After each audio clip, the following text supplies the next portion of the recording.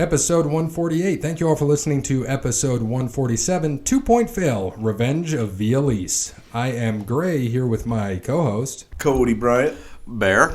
And... my mic drop. He's doing a mic drop already. Apparently, yes. Like yes. a quick mic drop. No, that's what happens when you try to... I am Peapod. Hi. So Peapod is our... I'm going to tell you, you are our biggest guest. We are happy for you to be here. Yeah, we don't really reach out to people, and you know, we got hooked up with Shiv. You know, yes. Ryan, and, love him, and he's great. And he's like, you got to get Peapod on the show. Mm-hmm. He would be great. He loves wrestling like you do. And I listen to. I know you're on 100.7 The Zone. You got that back. I want you to tell us about that. You got On the Radar podcast. Yeah, I do a lot of things. So I'm a morning radio personality on Toledo radio station 100.7 The Zone. It is a rock station out of the Northwest Ohio region. So I do that. I've been an employee of actually Cumulus Media that owns it for 10 years. So I've done everything under the sun. When I'm not on air, I actually work in the promotions and digital department, so I handle like events and handle the websites and social media things and everything like that. When I not do that in the radio station and everything, I also host a music podcast called the On the Radar podcast. It features interviews and studio performances with acts coming through and from the greater Midwestern areas. So like all these like rising acts and these acts that you should start checking out. They're just about on the cusp of doing some bigger things, maybe traveling more, touring more, getting signed to record labels, things like that. So we kind of hit on those acts that you need to check out that you don't necessarily would hear on the radio now. So I kind of toe that line and everything. And then I'm just a big old nerd who likes nerdy things and wrestling things. And I've been watching wrestling. I don't know what the year was, but I got into pro wrestling around my middle school year. So I'm about to turn 34 actually. So it was around the 6th or 7th grade. Basically when Triple H married Stephanie McMahon. It's right when I jumped in. And I watched wrestling a little bit when I was younger with WCW Nitro before I had to go to sleep at 8:30 at night, which sucks. So I only caught like the first segment and a match with my father. So, and I'm a big provider of all wrestling, of WWE, big fan of what AEW is doing. I've been watching the indies like Ring of Honor, Chikara, NWA, the stuff over in Japan. I was following, New Japan Pro Wrestling, Noah, Dragon Gate, 01, a lot of those things. So it's just, I really enjoy, pro wrestling. I enjoy the characters. I enjoy the action. Even though I'm not a big sports dude, football, basketball, I'm just. We asked you. I asked you if you wanted to come on. You're like, I'm like, no. It was an immediate no. I will not contribute anything. No, and I just never saw that. I just never got into the appeal. I was never really good at sports as a kid. I just whatever. It is what it is. Yeah, because I was excited to have you on because we just did Jeopardy for sports and Cody Bryan over here ended up winning, and then we did wrestling for Jeopardy and he just mopped the floor with it. He would come up with stuff like, oh, that was in 1984. I think it was January 3rd, and it was about 7 p.m. And I'm like, how do you know this shit? He's like, it was a full moon. It was a full moon. I was like, how do you know this shit? And then when we talked about New Japan, it's fun to banter back with him because a lot of us didn't really get into the other wrestling shows. It was always WCW, WWF, or WWE now. And now there's more things out there like AEW's there, Ring of Honor. We're going to talk a little bit about that and the changes that are coming there. I mean, wrestling right now is in a big boom period right now, which is great after years of just kind of like, it was WWE and subpar indies. Right. Like now it's like a huge boom for stuff and it's just going to get bigger. And I really love the options that are available now when it comes to this product, and it showcases all these good men and women doing this craft, and even though the wrestling world and the world itself has changed over the years, especially in the last decade at least, of just like how we treat people and how social and social commentary and things like that, making it more inclusive and everything. But you end up seeing these characters now, these interesting men and women doing what they love, and you have these. You can have still your outlandish characters without being so like racist or sexist or things like that. It's really interesting to see how it all have come about nowadays. Now, with your, I know you I kind of want to hear, because you and I talk back and forth about things that are going on. You helped me with a song today. I heard the song and I'm like, what's the name of that song? That was great. Yes. And so I'm looking for, I know you've got Peapod in the morning now. You've had some great guests. I love it. And with that, how long were you guys off the air? 100.7 The Zone. Oh boy.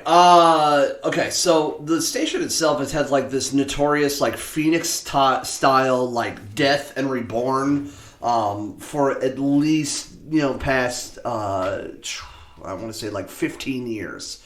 So it used to be a radio station called 106.5 The Buzz, and that was really popular in the 90s in Toledo, Ohio. And then it was changed in The Zone, I think, in the start of the 2000s or so. And then around, let me think for a second, because it happened right when I got hired in. I went to school to University of Toledo in 2004. I graduated in 2009. And then, so around the end of 2009 to 2010 is when The Zone went away to be turned into a sports radio station on 106.5 FM. Yep. It later on, a few years later, came back as 100.7 FM. And at the time, it was only just doing weekends and everything like that. And then I got switched over to the afternoons, which was my very first like big like main like time frame of radio, and then I was doing that for about 2.5 years, and then in 2016, in that like January 1st, I got like the phone call. 2016, it's like, hey, you're gonna start doing mornings that Monday, and because like New Year's Day that year was a Friday, and I'm just like slightly hungover at my wife's work, and I just go. Like I know it, because like when you think morning radio, that's like the pinnacle of what radio people do. And even though the station is a small thing, it was still a big deal. I was working with some of these big names in the industry, at least in this part of the country, that have done it for years. Shores and Steel. You talk about like the Denny Shaver Show. You talk about like Eric Chase in the Morning Rush. You're talking about some of those great men and women who've been doing radio for God knows how long, and I'm just like this dude with a vegetable nickname who's like super nerdy, like who just jumps on and just like talks about like nerd crap on there, and I brought in my own like interesting take on the world, and I brought in like my biggest thing was like bringing in local guests because their signal strength wasn't that great. So it's like, why try to go outward and get as much people as you can, and let's just like turn inward. And sometimes you just got to put on the little old lady who's having a bake sale at a VFW, things like that. Like you got to just like connect with the community, because that's how I always liked radio, is like the connections with the community and things like that. So I did that morning show until about the fall of 2016, and then it was taken away because management and also the FCC came down on our AM transmitter site saying this is not within FCC regulations now. You either put money into it, which would be like $1 million to fix it up on an AM station in like the mid, or you can shut that down and then take all that. It was all like talk and like syndicated programming, so they don't want to lose all that money. So all of a sudden, they put it on 100.7 FM. That went away, and then until November 1st of 2019, it came back again. The former general manager is gone. I just got found out like literally late last week of our new general manager, who's great. She was already working in our building and everything. She's phenomenal. So, and they started on November 1st. They brought back The Zone. I wasn't live on the station right away, even though my voice was in the morning on morning drive, so 6 to 10 a.m. weekdays. Because we wanted to fix up the station, make sure it's all sounding good, get all the kinks, and then all the stuff I was doing behind the scenes. I wanted to finish off the year with that, and then I could have a better schedule and scheduling time. And then, just recently, the last week, so the week of, depending on when you're listening to this, the week of January 6th is like my first big week back live. I had a guest every day.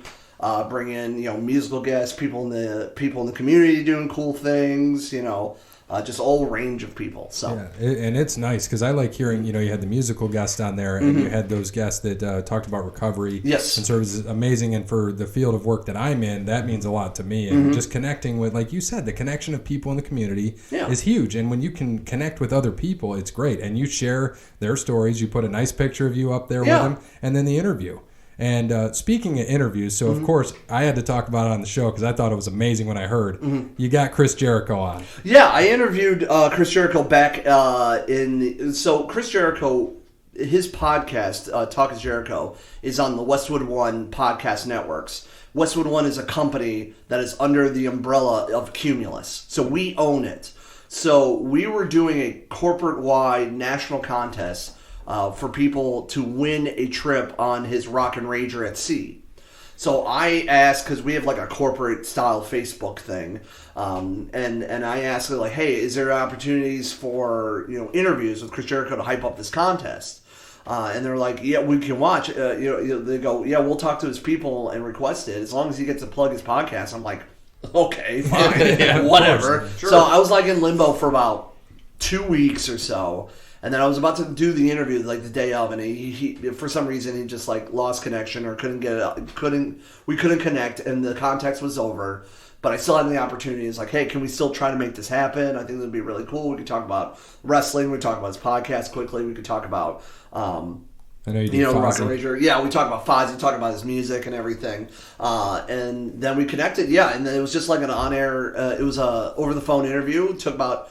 I was given 15 minutes. It's like, you have a 15-minute time limit. I'm like, okay, cool. So without like sounding like big, super like, oh my God, you're Chris Jericho, like freaking out at him, just like basically do it in the style of like, if you don't know who this person is, or you've recognized the name from like WCW days and everything, like how would you like respond to him, or how would you ask him questions? So I asked him like quickly, about his. I started on his podcast. I started about his music, and then I finished up with his time about AEW and talking about everything. He was super professional and very nice. He gave me the rub on air. He was like, it was great in the interview. He was like, it was always my dream to be interviewed by the great, one and only Peapod. And I just marked out in my studio right afterwards. I'm just like, Yeah, and I thought you did so well because as a wrestling fan, and Jericho's my second favorite wrestler of all time. And who's your first? HBK. Okay. And so I'm like, and I want to ask you about that too later. And I was like, gosh, he's got him on, and how you just went through it, because the thing for me is people don't realize how many different things he does. And we've had conversations about, Dwayne is a number one superstar actor, but this guy does it. He made a freaking cruise. Yeah. He's a best-selling author that people forget about. Yeah. Like he talked about on your show, journalism was his major. Yeah. And I thought that was great. And how you just went through it and in spurts with everything, I'm like, great. They can learn about this guy. He has Fozzy. I love Fozzy. Yeah, it's pretty solid. Yeah, they are great. I've seen them in person. I have not worked merch for them. That's one of the things you and I talked about. I wish I did, but I did not. So I thought it was great how you did with Jericho. And while we talk about this, I have to ask, because I've always wondered, Peapod. Everybody asks me where it comes from. I have to know. Oh my God. So I wish it was like a cooler story, and it really wasn't. It's really not. Senior year of high school, I hung out with a younger crew because I hated everybody in my grade because they're all dicks. Excuse my language. No, this is a swearing podcast. No, that's fine. That's fine. I'm really trying to, like, in the new year, like when I do any kind of everybody else's shows, just to show a level of just professionalism and decorum. I try not to cuss. No, damn that. Let that shit fly. I know, but it's just training myself. That's all. Absolutely. That's all. Because I was on my friend's podcast last year. The 1-2FU podcast, my buddy Adam out of Defiance, Ohio, and it's super good. For people who don't know the studio, like I'm watching like the televisions, and they have both AEW and NXT on, and right now it's Brandy Rose and Mel coming out with Luther, whoever the fuck this guy is. Anyway, the Nightmare Collective coming out to take on Hikaru Shida and Chris Statlander. Anyway. I was just trying to be like a little bit more professional and everything. And I was just like spewing all these stories and everything. And I'm listening back. I'm just like, man, if I'm really just trying to get myself like more serious out there, I'm just like, I gotta dial it back a little bit. Like I can be myself without being myself. So anyway, my senior year of high school, I didn't hang out with anybody in my grade because we were jerks. So my sister was coming in as a freshman, so people knew me as like my little sister's name is Emily. So they, hey, you're Emily's big brother. I'm like, yeah. So I was hanging out with like younger crew. This one kid named Paul. He was like, I'm going to start calling you Peapod from now on. And I go, why? And I go, it's the first word that popped in my head when I met you. I'm like, all right. So senior year of high school, I was named by that by all my friends. And then I got into University of Toledo, and I started the college radio station. And I was just awesome. Like, I love the idea of having like a radio name.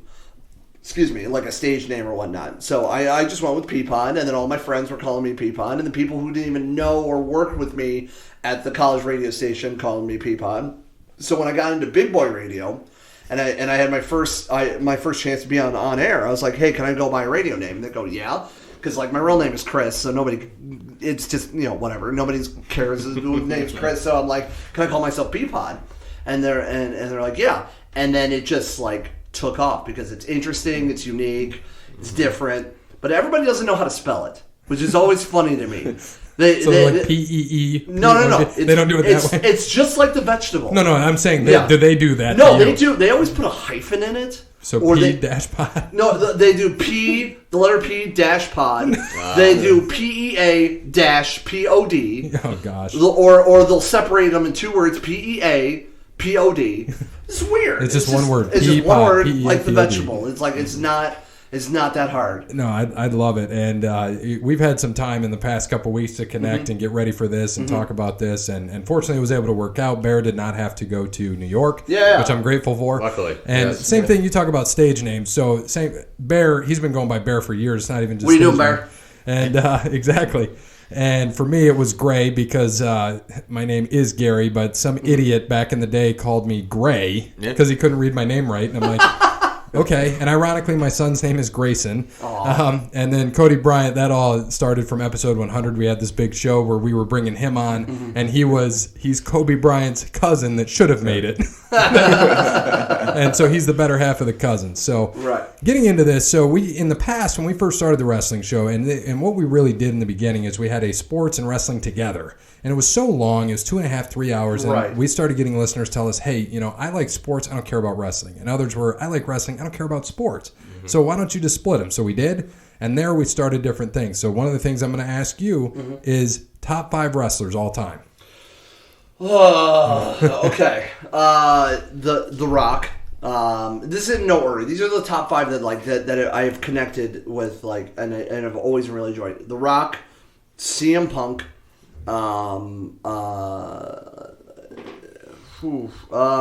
Eddie Guerrero, very good, tremendous athlete.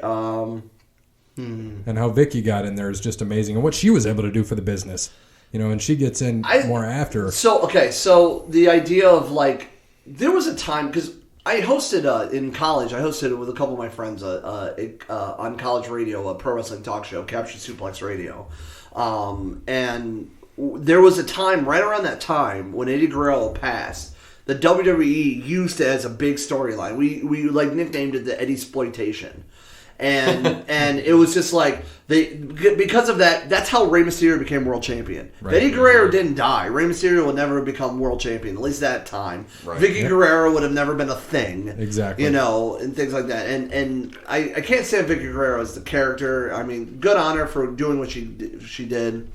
I've always enjoyed,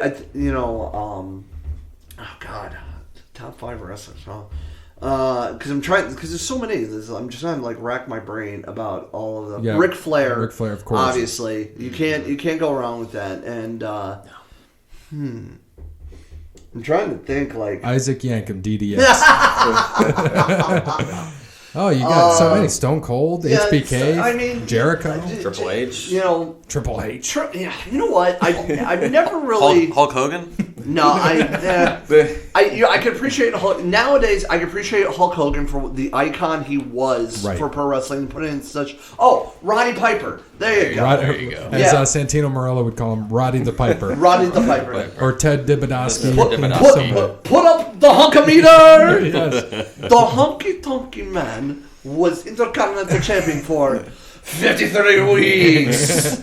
I love the Honkometer. That was the greatest gimmick for 5 weeks. For 5 weeks, exactly. And then he lost it. I appreciate Hulk Hogan for the pop culture icon he is, but now he's just one of those guys that needs to just kind of go away. And now he said he's working out, hopefully for a WrestleMania return. His brother can't do anything. No. Right.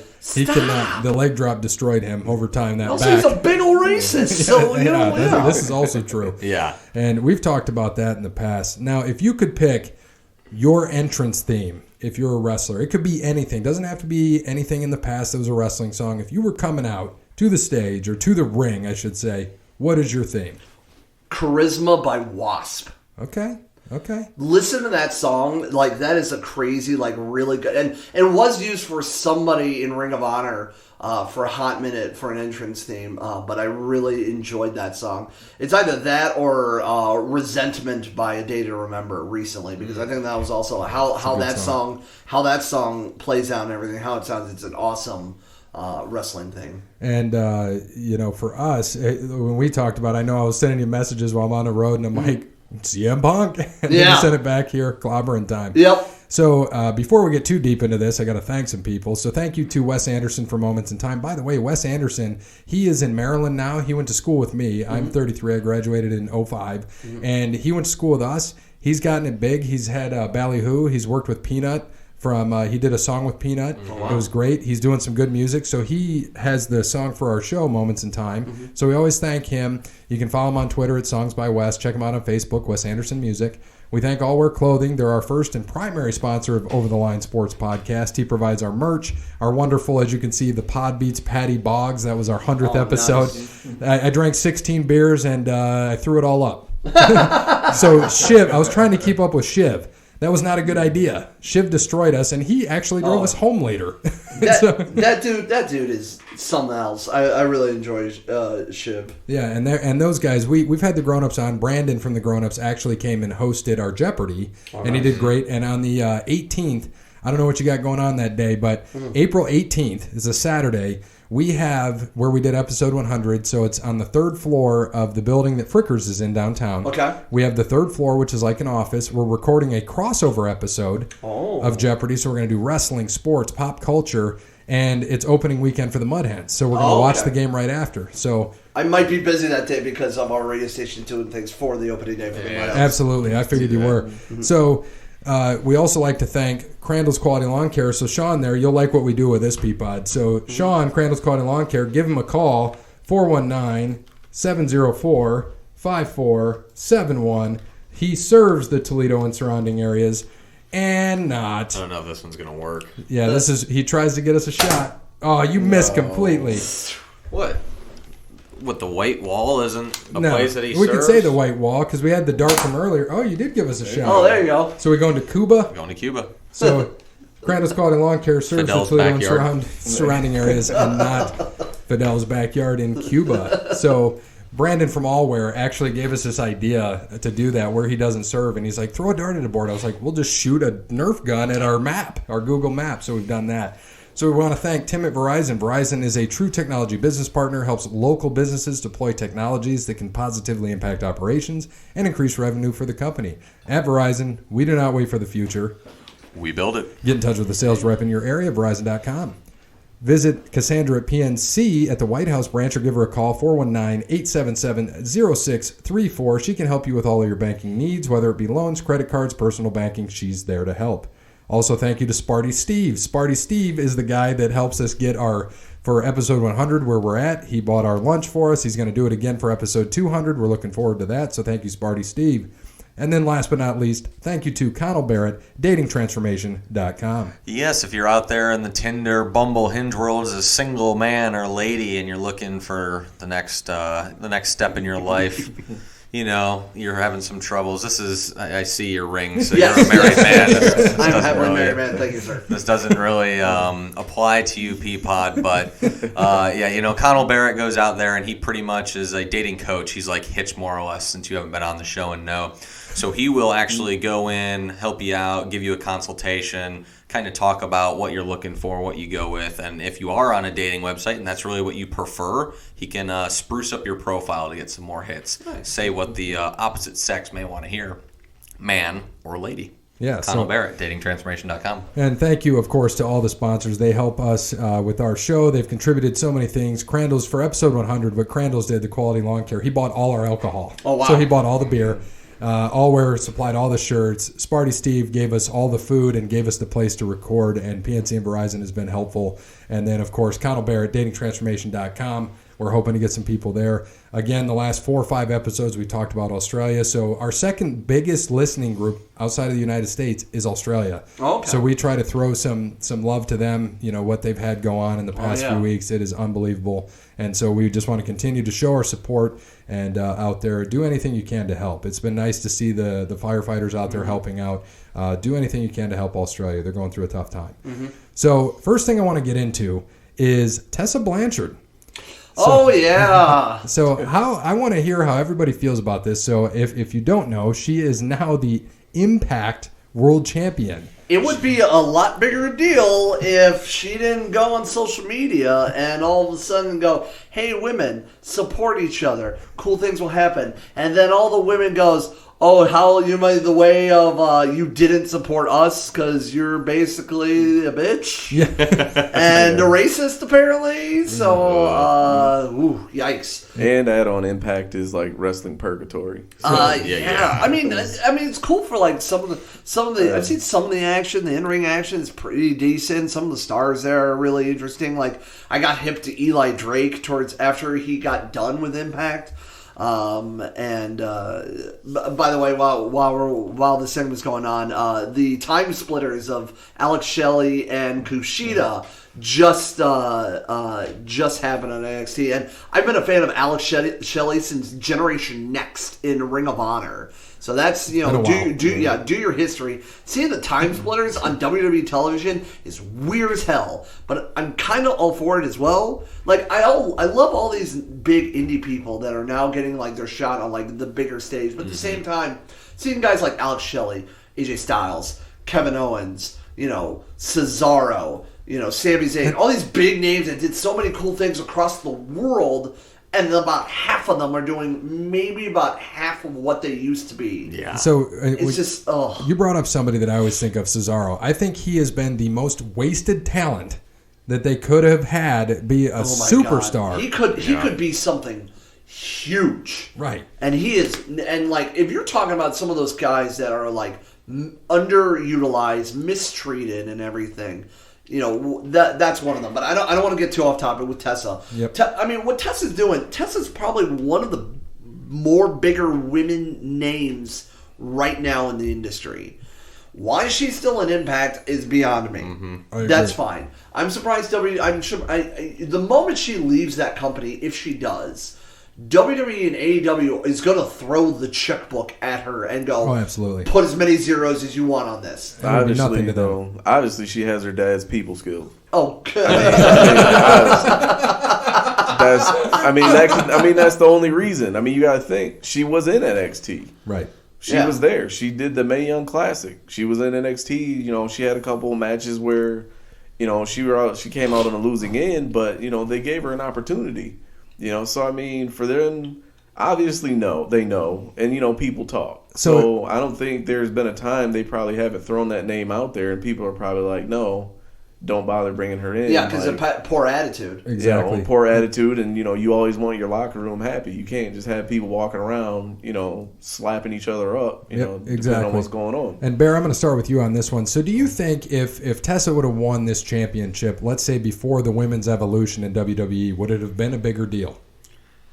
I don't. Well, that's the thing is I don't think it ever would have happened because women haven't been respected until they had to make the evolution, or whatever you want to call it. I will agree. For them to be more respected, which Honestly, yeah, you go back to the late 90s and you saw what it was. It was bra and panties matches. It was just, I mean, all that it was women out there pretty much for sex appeal. I enjoyed those. And the worst part of that is that a lot of them were great athletes. I mean, Tori Wilson was a fantastic athlete. Trish Stratus really did amazing. Huge things. Lita, fantastic. But it was all about her thong and her being in a bra. I mean, Victoria. But she could do a killer moonsault. Oh, Victoria. Yeah, and it started to get a little bit better in the 2000s as it went on. But yeah, I mean, now you have just completely... I mean, you're talking these women's matches. Hell, the WrestleMania match is probably better than any men's match for a while. So, Peapod, I'm going to ask you this one. Of these three, tell me what was bigger for women. Okay, Tessa Blanchard winning, the Evolution for women, or China winning an Intercontinental Championship? China winning the Intercontinental Championship by far. Mm-hmm. The reason for that is that started the spark of that. You know, wrestlers like China, who could be beautiful but strong at the same time. Ivory, Jacqueline, you know, later on Trish Stratus, who blazed the trail. Lita, who blazed the trail. You know, these are the women that have shook the industry and made people watch the matches more. Yes, the women's revolution is important and was important for the modern era. Mm-hmm. You know, those women were important for the Attitude Era, and I think that started the path of everything. Even Trish Stratus, who moved from being basically a model to a valet of TNA, not that TNA, Tess and Albert tag team TNA. To being a multitude-time wrestler, women's wrestler, to, you know, doing what she's doing now, is a living legend now. It needed that women's revolution for all these women now that are doing things. And, you know, don't get me wrong, I think the women's revolution, at least in WWE sense, has cooled, unfortunately. Yes. Mm-hmm. I think, but by WWE standards and what they've done throughout their company's history, what they have done is a revolution. Correct. Yes. But if you compare it to what's going on in the industry outside of the WWE bubble, they're late. Yes. They're very late. Yeah. But they have that mainstream media. Right. That's what Vince is known for. Yeah. Vince got it there in the 80s, you know, got it there, took over all the territories, and then you get what you have now. But at least in the United States. And I mean, that's something that we've talked about before, too, that WWE bubble. Yeah, they do. Because a lot of people don't. They don't know anything outside of WWE. Exactly. Stardom has been in Japan for God knows how long, and brought in Kairi Sane, Asuka, and they've been AEW with Bea Priestley and Jimmy Hayter, and a lot of those women too. Yeah, I mean, you go overseas, women's wrestling has been a big part of the industry, you know, for decades. I mean, the women's wrestling in Japan has been around just as long as New Japan has been around. Right. So, you know, you can't. You know, you go to Japan or Germany or you know, England, you know, you can't have one without the other out there when it comes to women's wrestling. And what we're able to see, kind of what has happened, AEW, and we're going to talk heavily about AEW, but they really open the door for people to know there's other things out there. Right. You know, New Japan is getting more. If you look at their viewership and what they have signed up in their streaming service and what they have to stream, they're getting more because of things like AEW and the crossover. When you had Jericho that went over there and Moxley went over there, it was big for New Japan, and they're working together, not necessarily, and they've made it clear, and I agree, and I totally believe them. They're not trying to take over WWE. Nobody's ever going to. You're not. It's built itself. It's like a very popular local burger joint trying to take down McDonald's. Right. It ain't gonna happen. Right. But it doesn't need to happen to win. You need to just open the door on a more major scale that, hey, there is an actually legitimate alternative. And I think AEW is still an upstart company, and it has its rough edges. It needs to smooth it out. It needs to, you know, make sure things are a little bit more professional. But honest to God, it is the best product that is not the it's not the McMahon era since the time of WCW. I agree with that. And I feel like, and yeah, they're doing a lot of things that may reminisce of WCW. Of course, Bash of the Beach is going on tonight. But, you know, you have to also understand that Cody Rhodes, his father, has done so much things, not only of the industry when it came to, like, the NWA and the territories and everything, but for WCW as well. And, you know, you can argue so much about some of the negatives of WCW, but the positives, you know, even when Eric Bischoff was there, even though with NWO becoming half the roster, you know, there were certain things that WCW did so well that actually resonated throughout the wrestling world. Introducing the ideas of the cruiserweights, These high flyer, these smaller people in stature and size and everything, and wrestlers from Mexico, Japan, Europe, and everything doing these individual styles. That is the biggest thing, and that has resonated to this day. That now you don't have to be a big muscular steroid out guy and be a star. You can look like Seth Rollins. You can look like Darby Allin. You can look like some of these other guys that are smaller in stature that may not look like your John Cena's, your Roman Reigns, your Rocks, your Stone Colds, but they can still put on a great show and a great match and be legitimate as a heavyweight. So most of our listeners are, of course, big into WWE.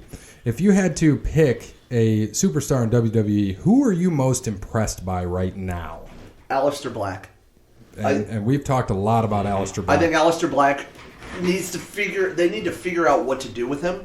This is the problem with a lot of and this is the problem we kind of talked about before we started. NXT was such a niche thing, and all these guys and girls are we're in this corner of doing real wrestling things, like wrestling that was not WWE style, wrestling that you would see on the independents, in Europe, in other companies across the United States that you would not see on WWE television, doing moves that you would not see on WWE television, treating them as not as WWE television. But now with NXT going against AEW, it's starting to get watered down again. Mm-hmm.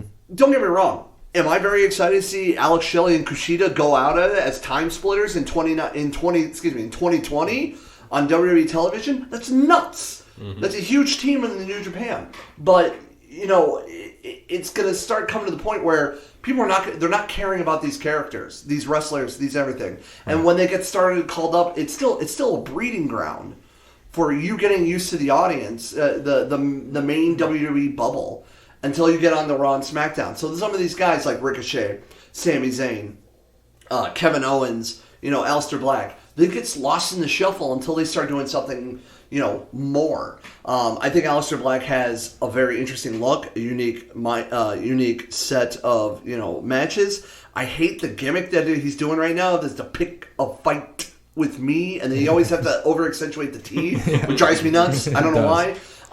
But I think that's a really cool idea. And we talk about people that have blazed different trails and everything. The idea of and different body types. CM Punk, not your normal body type. Nope. Covered in tattoos, promoting a lifestyle that is better for you in many ways. And also bringing up the ideas, because the straight edge lifestyle, if you do your history, is actually related to the punk era, and do your Wikipedia research after this episode. You bring those styles of people in, and you break the mold. So without guys like CM Punk, you wouldn't see guys with all these covered in tattoos like Aleister Black doing their things. Covered. Yeah. And when we actually saw, speaking of CM Punk, Bear and I happened to be in Cleveland to watch him get his ass handed to him at UFC. That was rough, and I love hearing Cult of Personality. It's a great song. And this would be a fun fact for you. So I didn't know for the longest time, I heard the song, I thought it was great when I was younger. Mm-hmm. And as I got older, I had no idea that those guys were black. Had no Living clue. Color. Yeah, Living Color. Yeah. But as a kid, I had no idea. I'm like, oh, these guys sound white, like a white rock band. No. And then we were talking about it, and I'm like, and they played at WrestleMania for him. Yeah, Living Color is a tremendous act. And they're amazing. Didn't they open up at Rock on the Range? Weren't they there for one of those things? They were, I think, 2 years ago. Yeah, not one of the ones I was at. Because now what is it? Sonic Music Festival? Yeah, the Sonic Temple Arts and Music Festival, which is the second year now they're calling it that. Yeah. Yep. And so moving forward, do you have? We have another segment we do. We usually have stuff from this guy Justin on Twitter. We didn't get anything from him. We did. Did we get something from Justin? Oh, we did.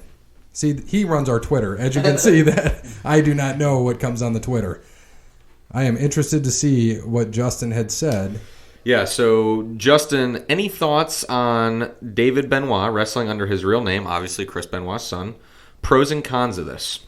I heard he was talking about wrestling as Chris Benoit Jr. And he also has an interview out there with Chris Van, and I'm gonna just Vliet. Thank you. I was gonna say Vliet, but Vliet. I like Chris Van Vliet. I think he's one of those he does a really good interview with wrestlers. Nobody can deny what Chris Benoit did in the industry.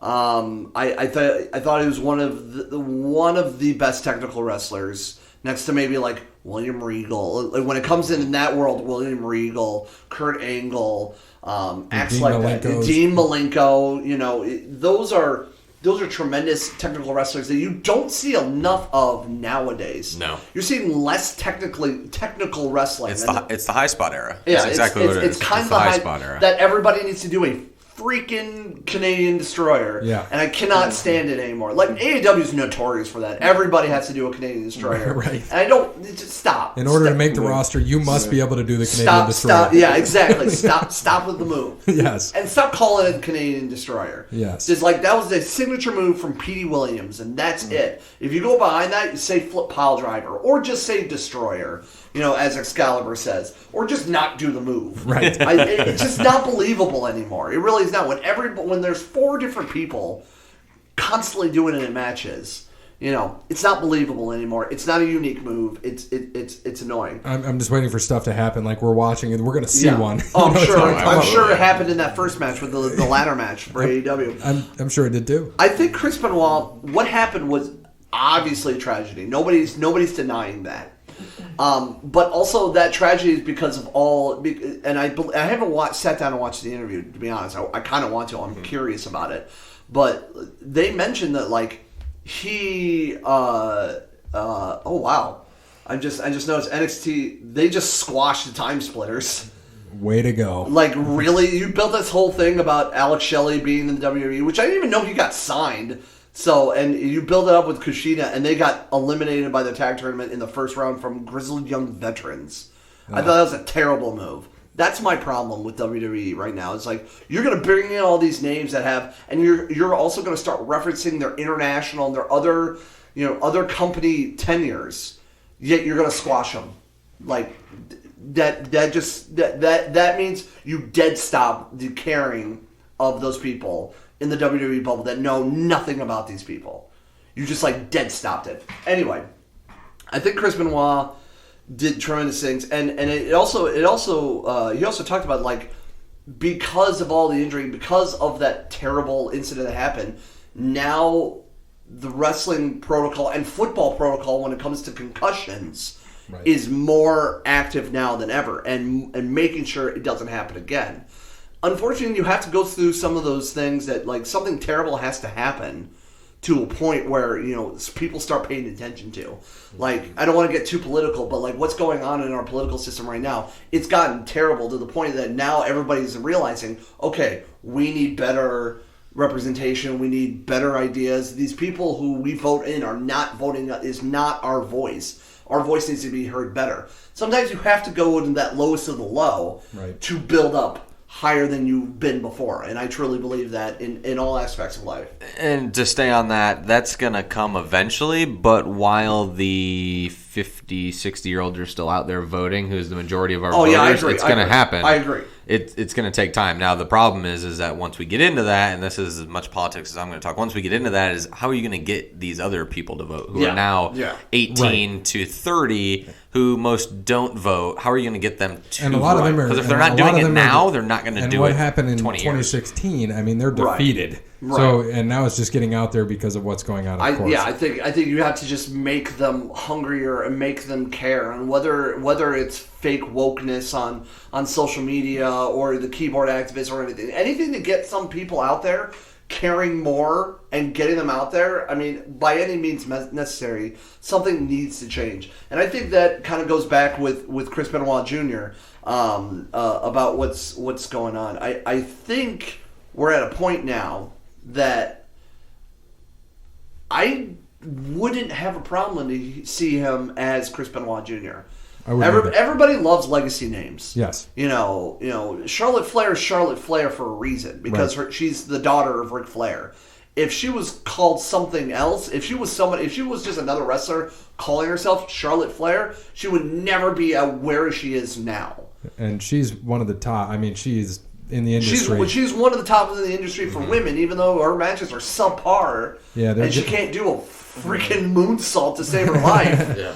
I think when we watch, we're waiting for her to just walk out like, oh, did she get bigger implants again? Because every time we see her, I'm like, did she get them redone again? I've never seen a woman, and I mean she's a pretty gal, but like she changes week to week like a freaking chameleon. Yeah, and I just like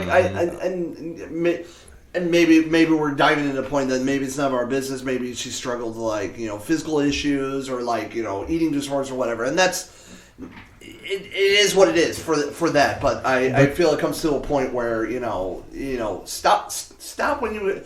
Quit trying to over polish something. When it's clean, it's clean. You know? And now she's happily engaged. And I didn't know until these guys told me. She's like, this will be her third husband. Yep, I'm like, wait, what? Third. I had no idea. Just like your old dad. Yeah. I had no idea. That's exactly what I said. Oofa. Reminded me of that Triple H. But I honestly don't think. I think we're getting to the point now that if we are finally going to get past something like that, I think it's time for someone to take over the mantle. He was not. I mean, he was part of Chris. He was Chris Benoit's son from his first marriage. Right. He knows it was how terrible it was. He's not making light of it or anything. But I think also you can continue the legacy. To erase him from time is a terrible thing. He did things that impacted the wrestling industry that should still care. Yes, Hulk Hogan's a giant-ass racist, but are we going to deny what he's done for the industry? Nope. No. Yeah, but when you're at the same time, when Hulk Hogan was doing his thing, you're not getting paid by corporate sponsors. No, that's true. Chris Benoit does his thing. Your hands are tied. Yeah. And a lot of people, you go through different industries, whether it be entertainment or politics or anything like that. There's a lot of shitty people that do a lot of shitty things, and people can seem to separate, the art from the artist. Yeah, right. And especially even in music, there's a lot of shitty people in music, but everybody seems to separate the art from the artist. That's the biggest thing, I think. Not to interrupt you. Yeah, but with that Chris Benoit thing, that's you got corporate sponsors, and that's where all your money's coming from. So you have to separate it. And I don't think a lot of people. I think the majority of people were able to separate that and didn't really care. Well, not necessarily didn't care, but it didn't affect them to the point to where I'm erasing Chris Benoit. That's the thing right there. Is it sucks. It's terrible. You hate it, but it's none of our families. It did not affect my day-to-day life in one bit. And it sounds bad to say, right? But it's the truth. It didn't. Yeah. And we put people in, or not we don't do shit. We just talk about it. The WWE or whomever puts people in the Hall of Fame based on what you do in the ring, based on wrestling business, not outside. Now, with that point, like you said, sadly as it is, if he just would have taken his own life and not his wife and child, I guarantee he would have been in the Hall of Fame that next year. Agreed. Guaranteed. I agree. I think, and that's something that people are going to discuss more, and it's a big hot topic, especially when you brought up music, is how can you separate the art from the artist? Does one affect the other? And that's a big problem. There's big, rapists and everything. I forget who, I think it was the lead singer of Every Time I Die. He tried to put out and tried to put a hit on his wife to kill her, and yet he's still making music, and people still I still buy it. Yeah, don't call me on that band because that might be actually incorrect. But you got Michael Jackson, you got R. Kelly, Roman Polanski still puts out movies, right? Exactly. 40 years after, Yeah, it's going to be a hard how can you separate the two worlds? Does one affect the other? And that's a big discussion point because a lot of people are like, you're the same person whether your art reflects that or not. Right. A lot of people can, a lot of people can't. Yeah, I don't know. So if I butcher this, I'm sorry. So Tim Lambesis, is that right? Because that's what I'm reading is the guy's name. I don't know. For attempting to hire a hitman to murder his estranged What was the wife. band? I got to find the band, but I got the name of the guy. Okay, I got the name of the guy. So I don't think it's Every Time I Die. I think it's something else. I think it's something along the same lines of that. Austrian Death Machine? I don't think that's it. This might be another guy that tried to hire somebody to kill his wife. I don't know. I don't know. The point is I think it's gotten to the point where wrestling loves legacy characters. Yes. I think it's time for that if he does go by Chris Benoit Jr., I think I personally would not have a problem with that. Let him do it. Let him do it. It's time. I mean, it's been how many years now since this happened? Several. I think people are past it. Now that the younger kids that are in this and in the generation of watching wrestling have no idea who Chris Benoit is. So I'm not worried about them. And for us, we don't care. We're middle-aged men. Right. We're in our 30s, mid-30s, and late 20s, and we're fine with it. We don't care. So moving on a little bit, did you get anything, Bear, from Jason? I did not. Unfortunately, he's been with customers today, so he could not get me anything. That is fine. So I did yell at him about it, though. Made him feel bad. Yeah, really he gives us some interesting take. Sometimes we're like, we want questions, topics. He'll just make a statement. And it's like, well, that's not a topic for us to discuss, but we still continue on. So I'm going to get into, Jeremy is going to give us trivia questions. He's waiting. But before that, I just want to quickly talk about Ring of Honor, what's going on there, what's happening with Marty. He's taking over as head booker. So how do we feel about that? I love Marty Scurll. I think he's one of the top free agents that's not signed to a major company at this very moment. Everybody expected him to go to AEW, and he was one of the last people that was that exodus of the elite from the Bullet Club in New Japan who came over to Ring of Honor and did all that stuff, and they're like, all right, we're going to start our own company. And everybody went over, and he was the last mainstay. Even at All In, when they put on All In, which is a fantastic pay-per-view, even rewatching all those matches and just the idea of this self-promoted, self-raised, pay-per-view that was unheard of, that started the door for the idea of AEW. He was the only person from the elite that lost his match. Cody Rhodes won the NWA title. The Young Bucks were in the main event of that 6-man, and they won. Hangman Page won his match against Joey Janela. He was the only Kenny Omega won against Pentagon. He was the only person that lost. Right. And that was crazy to me because Pentagon was huge right after the heels of Lucha Underground. And I thought Kenny Omega would take the L. Yeah, and you got me into Lucha Underground. You were the reason I started watching that. You're like, dude, you got to check this out. And that's when Ricochet was there, obviously not under Ricochet. Right. And you're like, just watch this. You're going to be amazed. Yeah. And I was like, why haven't I watched this? Right. And that's honestly, like some of those off the wall, like weird shows, like even though it was terrible, Wrestling Society X had great in-ring stuff. Yes. Right. Even though it was terrible. It was fucking terrible. There's a show coming. I sent it to these guys. I don't remember what it is. It's in Circleville, Ohio, which is just south of Columbus. Right. And it is a big show. All these names that we saw that are there were like, what in the hell? If I find it, I'll send it to you. Yeah. I was like, you going to look for it? Yeah, you look for it in the meantime. And while we do that, so Jeremy did get to me, and he's got me the first trivia question. Oh, so, let me finish. Yeah, go ahead. Absolutely. I think Marty Scurll staying in Ring of Honor and building up, because he's super over across the board. Absolutely. And he can still do New Japan, because New Japan really enjoys what he's doing. He has that relationship he's building up that relationship now with the NWA again. So, it's opening those doors about, wrestling being so fluid that, all these people can jump and be a part of both these companies and having inter-company, matches. NWA's Into the Fire. It's going to be Nick Aldis versus Flip Gordon from Villain Enterprises. So you have that Ring of Honor versus NWA, match, which I love the idea of these inter-company matches. Ring of Honor needs to get back to what it once was. If that means Marty Scurll has the books, and that means he makes a lot more money and working less days and still can be opportunities of freelance and still be creative and still control the character and everything, good on him, honestly. Do I want to see him in AEW? Absolutely. Do I want to see the whole Villain Enterprises faction in AEW? Absolutely. Is it going to happen anytime soon? I don't think so. I think he's going to be staying in Ring of Honor for at least the next few years. Yeah. Let him run it. Let him get his buck and go from there. So this he just sent it to me, these guys. So it's Saturday, March 14th at the Fairgrounds Heritage Center in Circleville, Ohio. So I'm just going to start rambling off names. You'll be amazed at this.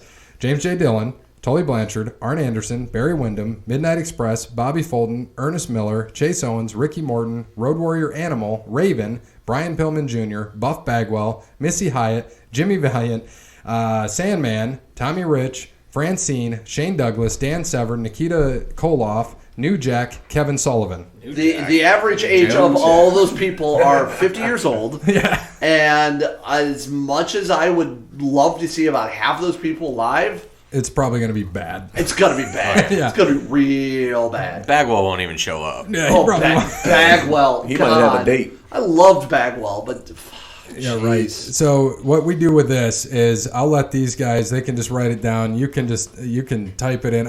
We do this legit. We usually write it down. They text me their answers. I'm going to just put mine in, and then we'll just go around the room if we do know it. All right, so first question.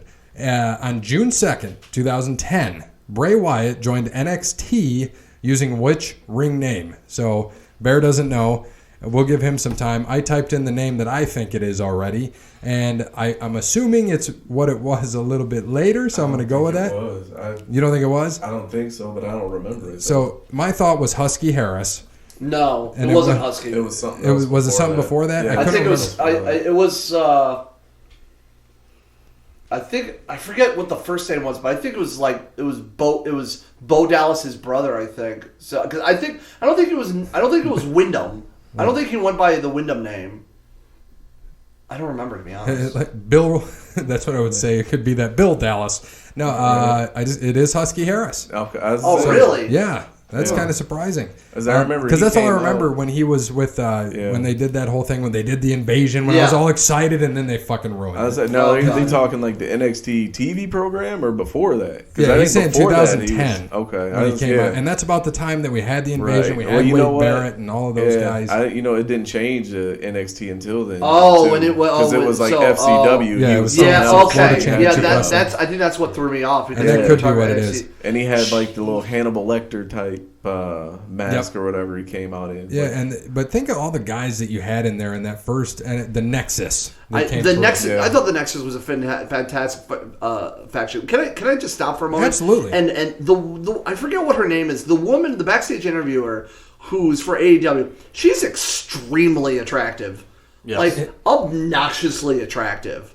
Like I'm almost mad at how hot she is. You ever see anybody who's just so goddamn attractive? You're just like, that's how I felt. That's how I felt it when we went to WrestleMania 30, and we worked merchandising. We went to Access, and that's how I felt when I met Alexa Bliss. And this is before she became big. Right. I'm like, she's from Columbus. I'm gonna get there. I'm gonna marry her. She's also obnoxiously pretty. Oh, and she's like what, 4'10". Yeah, she's so tiny. She's the same height as my mother-in-law. She's under 5 foot. Under 5 foot, and she's. And I like short girls, but don't get me wrong, but. Phew, I'm fat. There's no way I would have ever had a chance to something that hot. Is ever, it ever? Alicia Eltot? No. I don't like her, honestly. I'm not a big fan of her. And she's also from Toledo, by the way. Really? Yes. I did not know that. Yes. She was dating somebody from Toledo. I think she moved here, and then I think they broke up, but I don't know what it is. I don't know. She's on the girl that the girl who interviews for AEW. She's on the roster along with Butcher the Blade and the Bunny, which I'm all for. Like this tag team at all. I'm for steampunk FDR wrestling. All right. Right. Who's the Butcher? Yeah, who is the Butcher? And it comes up with a giant mustache and a monocle. And he's also the guitarist for a band, and he's like he will like just look like he'll literally suplex you into oblivion and then do a State of the Union address afterwards. And then this walk he does, like he looks like he's doing like lunges around the ring. It's just I love the Butcher and the Blade. I'm all for this faction. Anyway, go on. No, some of these I don't know, like Alex Marvez.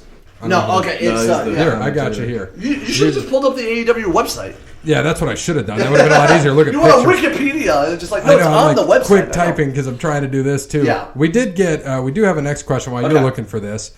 Next up for 2 point, we're not doing points really here, are we? It doesn't, I mean, it would have been one for me if it was. Yeah, I just gave you one. Well, thanks. I didn't hear it. 2 points. Which wrestler debuted as White Thunder in WCW 1998, only to scrap the name shortly after due to fears of being deemed racist? So, this is multiple choice. Yeah, that's what, don't get into multiple choice. I don't know the actual name. Oh, that was Jen Sturger, by the way.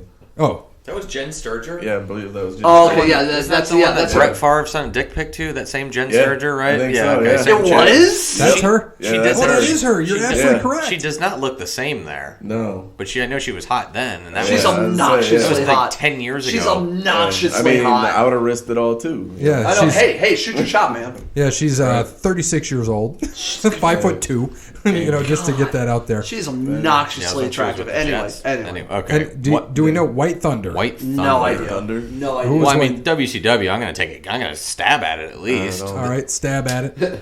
I'm gonna just go with. Disco Is it Lodi? Lodi would be good. I was almost gonna go the guy that plays Glacier because that was a terrible gimmick. No. I would say Disco Inferno. Disco Inferno. So I'm gonna ask you. Do you have a guess? No. Lodi's my guess. Oh, I'm gonna say Vampiro. Scott Steiner. Really? Right. That's what. This is why I love Jeremy. He gives us some interesting questions, and I'm like, wow, this is great. And finally, here's the last one from him. Makes sense. There are only 3 wrestlers to win both NWA and WWE heavyweight titles. Buddy Rogers is one. Who are the other 2? Isn't Bob Backlund one of them? So I'm going to put that in there. And he says WWE, WWF for heavyweight champion. I want to say Bob Backlund's one of them. Bob Backlund. NWA, Dusty Rhodes never won the championship. NWA. Yeah, that would be because we know Hogan. Cody never won it. He got NWA for a hot second. Did Flair ever win the heavyweight? The WWF? Yes, he won it in the Royal Rumble. So Flair. Yeah, Flair. So won. Bob Backlund and Flair look pretty. Bob Backlund's possible. I think Flair. I would say Flair. I'm going to say Flair and Harley Race. Harley Race is a solid guess Harley too. Race never won, but he never won WWF. Oh gosh. No. So NWA. So Cody never won the WWE Heavyweight Championship. No, Cody's the highest Cody ever got is Intercontinental. And he said the other one will be a shocker. I think so. We got to think shocker. Gosh, yeah, you got to think about it because there's so many days you could go. We don't know how far we're going back. It's a thinker question. This is why I like him. Wait, Christian. That's a good one. Christian won the NWA title in his TNA run. Yeah, he won the world title. He never won the WWE title. No, yeah, he did. He won. Oh, with the WWE. Yeah. Do you consider the world title or the WWE? He's title? saying the WWE Heavyweight Championship, so not the world. Maybe it's not Christian. I know Christian. He just said nope to Christian. Oh, Jesus! I know it's Did you just see MJF's shirt? No, what did it say? I banged Dallas's daughter. Oh wow! And it has the. Oh, gee. MJF is one of the best heels in the industry. So great as a heel. Just like he's the heel that you hate as a heel, but you're cheering for him because he's a heel. Mm-hmm. Like he's not Miz. I think Miz is probably the worst. It was probably one of the worst heels. I don't like the Miz at all. I don't like Baron Corbin's a waste of space. So I got. Hold on. He gave a hint. So the hint will give it away because I already put it in because I know it's right. Do you want the hint? Yeah. You already got it. Because, once you hear the hint, you'll get it. The only wrestler, the other one's the only wrestler to actually hold the TNA, NWA, IWGP, and WWE. AJ Styles. That's why I said it's so easy once he gives the bigger clue. Yeah, AJ Styles won the NWA title in TNA. Right. Yeah. So here we go. So for this week, I'm sure you guys heard about it, and I have not. I just got the breaking, it was an hour ago that I found out, but you're going to find out right now. We did not talk about this, but Rocky Johnson died. Oh, yeah. I heard that one before I came in. Sad to hear about. And since you were talking about movies last week, Once Upon a Time in Hollywood was by far my favorite movie of the year, because we randomly talk about movies, and probably my favorite movie of the last decade. Just incredible. I did some research going in on Manson and everything, as I was not too familiar, and knowing all of that really makes the movie. Not knowing what happened to Sharon Tate or the Manson Ranch, the movie would not be the same impact. Maybe next week you can come up with your top movies of 2019. I would be interested to hear them. So we'll talk about wrestling, and then we diverged off because I plugged the joke, as you can see. I'm a huge, you don't see my arm, but this whole half sleeve is Batman related. Right. And this is the Killing Joke Joker is right here. Nice. And so I plugged the Joker. I'm like, you got to see. I need to watch. I need to sit down and watch it. I just got a digital copy from work, and I need to sit down and watch it, especially when it has 11 freaking Oscar noms. Right. I almost said Jared Leto. I'm sorry, Joaquin Phoenix. I do not mean to disgrace you.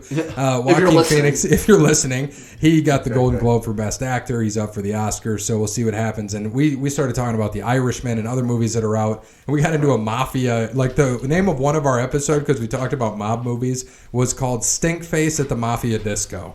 Because we started just talking randomly about things. So I appreciate Jeremy. We give him recommendations on movies, what to watch for wrestling, and he does a great job with it. And we thank Jeremy for everything he does for us. So moving forward, now we can really get into, we've got nothing from Jason. Let's talk about AEW. So they're a year in. They're not even a year in, technically. Well, sort of. Technically started January of last year. Whoa. Oh, yeah, I know, it scared me for a minute. Whoa. Technically, the company started a year ago. Yeah, technically, yes. But what, 8-9 months is really what we're on television or doing their events, pay-per-views. Yeah. So, because Jericho's had the title since what, May? Somewhere? Yeah, that sounds about right. Yeah. About May, and so we're talking 7-8 months that he's had this title. I think he'll drop it by the summer. Okay, and so this first year that happened, what are the high spots for you, and what do you think they really need to improve on? I think let me go with the positives. Okay. I think AEW shook the wrestling world for being not only a legitimate other company, but also putting it on TNT. They've made moves not only on the front of entertainment and bringing a stage for a lot of these guys and girls that are doing really cool things across the world, but also the pay, the travel is better. You know, the people can rest up better. So like this, like, don't get me wrong, the idea of like the live events doing almost 50 days, 50 weeks a year is a tremendous idea. It's fun and everything, but it also wears down your bodies real quick. Right. So, you know, you have the idea of just like, and people are like, oh, these guys are only going down for one day. No, they're doing like presses. They're down for, I think, like 3 days of stuff. So, you know, you're still, and a lot of these wrestlers are still able to do like other companies and independent dates and things like that. They can also have control of their own characters. Nothing is super scripted. You know, I think as a whole, just the industry standpoint is really interesting. And also bringing in all these international flares and getting you to check out like some of these people. Kenny Omega bringing in, you know, not only himself, but like bringing in, you know, all the Joshi wrestling, which is huge and everything. I think it's a very unique mix of new and old, and they're doing it better than TNA did. Right. Which is like, yes, putting the title on Chris Jericho is a great move, to be honest. Mm-hmm. The guy is still reinvented decade after decade, and he's still got it, and he's still one of the top wrestlers of all. He will go down when he finally retires, whenever that is. He will go down as one of the best in the wrestling history books. He'll be on that Mount Rushmore of wrestling. Absolutely. And I like you when we talked about this. So when I watched Jericho, you know, like I said, I loved Jericho for years. You know, started in the late '80s. Comes out. I mean, we're in the 2020s now, right? And so he's across 4 decades, right, of wrestling. And for me, watching him, I watch him miss some spots here and there, right, and it's not bad. I'm like, this guy is damn near 50 years old, and he's still moving like he's, you know, a young guy. And he's probably the busiest guy on that roster, exactly, which is absolutely insane. So to stay in shape, be a rock star, do your podcast, all of these things is just amazing. I think they have a great wrestling. They have a great mentality. You know, tag team wrestling is in the forefront again. You know, you're bringing all these interesting wrestlers of different genders, of different sexual orientations. Nyla Rose being a transgender female in the women's roster. Whatever you feel about it, that's fine. It's another conversation for another day. But you know, I think it's pretty cool what they're doing. They're having openly gay characters that are actually gay human beings there, you know, and they're not making it like, oh, this person's gay, look how gay they are, gay. Like, it's not like they're a wrestler that happens to be gay, or they're a wrestler that happens to be transgender, or they don't even focus on that, like, you know, things like that. They're opening the doors for the biggest alternatives and everything. And it's entertaining, and it's fun, and it's very exciting. I'm going to go see AEW in Cleveland at the end of the month. Mm-hmm. Nice. I haven't been that excited to see wrestling live in quite some time. It's got me very interested in wrestling again, like more than I have ever been at this time. And I don't want to get too far off topic, but you said something there that resonates with me personally. So in my day job, we work with people with disabilities. Mm-hmm. And with that, what I think you hit on, like outside of kind of saying, without saying it, is their focus is not putting they're putting people first before the label. Right. So when we deal with it, it's, you know, they're not disabled people, they're people with disabilities. Correct. And it's just like the transgender Nyla, anything like that. No, it's Nyla, and she happens to be transgender. It's whatever. It is what it is. They don't even mention it on television. Exactly. That's what is beautiful. is they don't talk about it. And like, I'm not going to get too far off topic, but there is a Saved by the Bell reboot coming on the Peacock Network, and the star is transgender. Yeah. And I think it's great that they're doing that. They had a quick mention of it. You know how the media can blow things up, and that's fine. And I'm like, good, just let it go. Run with it. This is the society we live in. And that's what it's great to see about, like you said, Jericho. You hit on that. That guy reinvents himself all the time. And it's all new stuff. And it's all great. Like the list I thought was hilarious. When he came heel wearing a scarf, wearing a suit. You know, you get excited for those things. And one thing for AEW that kind of, and this is kind of behind the scenes because, like I told you, I'm involved in the merchandise side of things. Right. So in a show in the Midwest, it was a house show. It wasn't a house show. It was Dynamite. But the ticket sales were $2,700, so very low. But their merch was only doing like $10 a head, which is not good. And I got to see the display. I said, send me the display. All black. There's like 4 or 5 shirts, and there's 5 of them, and they're all black. And I'm like, oh, come on, those shirts, they could do so much better. And it's like, gosh, that's one big thing, as you and I both know, and these guys know as well. Merchandise in WWE is a driver. It's just, We found out when we went to WrestleMania 30, how much did we say we did that week? 2.5 million in merch. Close to it. Yeah. Insane. Not more. Insane. 2.5 million in just merchandise. So we were there for Brock and Taker, which was a big deal. And those are some of the plainest shirts that we were selling. Oh my God, it was so. There's like no. There's $25 for. There's no like style in it anymore. That's why I'm so glad that AEW hooked up with Pro Wrestling Tees. That they do so much better with that. And some of the shirts they're selling, though, are not the good ones you see on Pro Wrestling Tees. Oh, yeah. It's so bad. And then they linked up with, forgive me, the store. Hot Topic? Thank you, Hot Topic. They linked up. I haven't been to a Hot Topic since, but I do want to see what they have in there. They have a good handful of shirts and everything. I mean, I like ordering from Pro Wrestling Tees because also the money goes to the wrestler itself. Right. So it's like buying the record from the band themselves instead of buying it through the label or streaming it through streaming services. They get more cut of the money anyway. And that's what you want to see. Yes. And that was that we talked about. I won't jump off into music, but something that blew me away. And I just want you to confirm this for me. It's just an off the topic question. Did vinyls outsell CDs last year? Did vinyl? Yeah, vinyl. Sorry, vinyl. It's a big pet peeve of mine. I'm sorry, vinyl. It's not vinyls. It's vinyl. Oh God! Stop! Stop! There it is. Dustin Rhodes just did a Canadian Destroyer, and I hate it. I hate it. Stop. It's cool, but stop. Anyway, I would believe that is true because everybody that I know either buy vinyl or they buy digitally or stream it digitally. That's it. There's no CDs. Cassettes are whatever, still a thing for some reason. Yeah. Even though I have like 8 cassettes from bands that I bought from people that came in like other sets, or I bought individually, or I won in a contest to have a download card in it.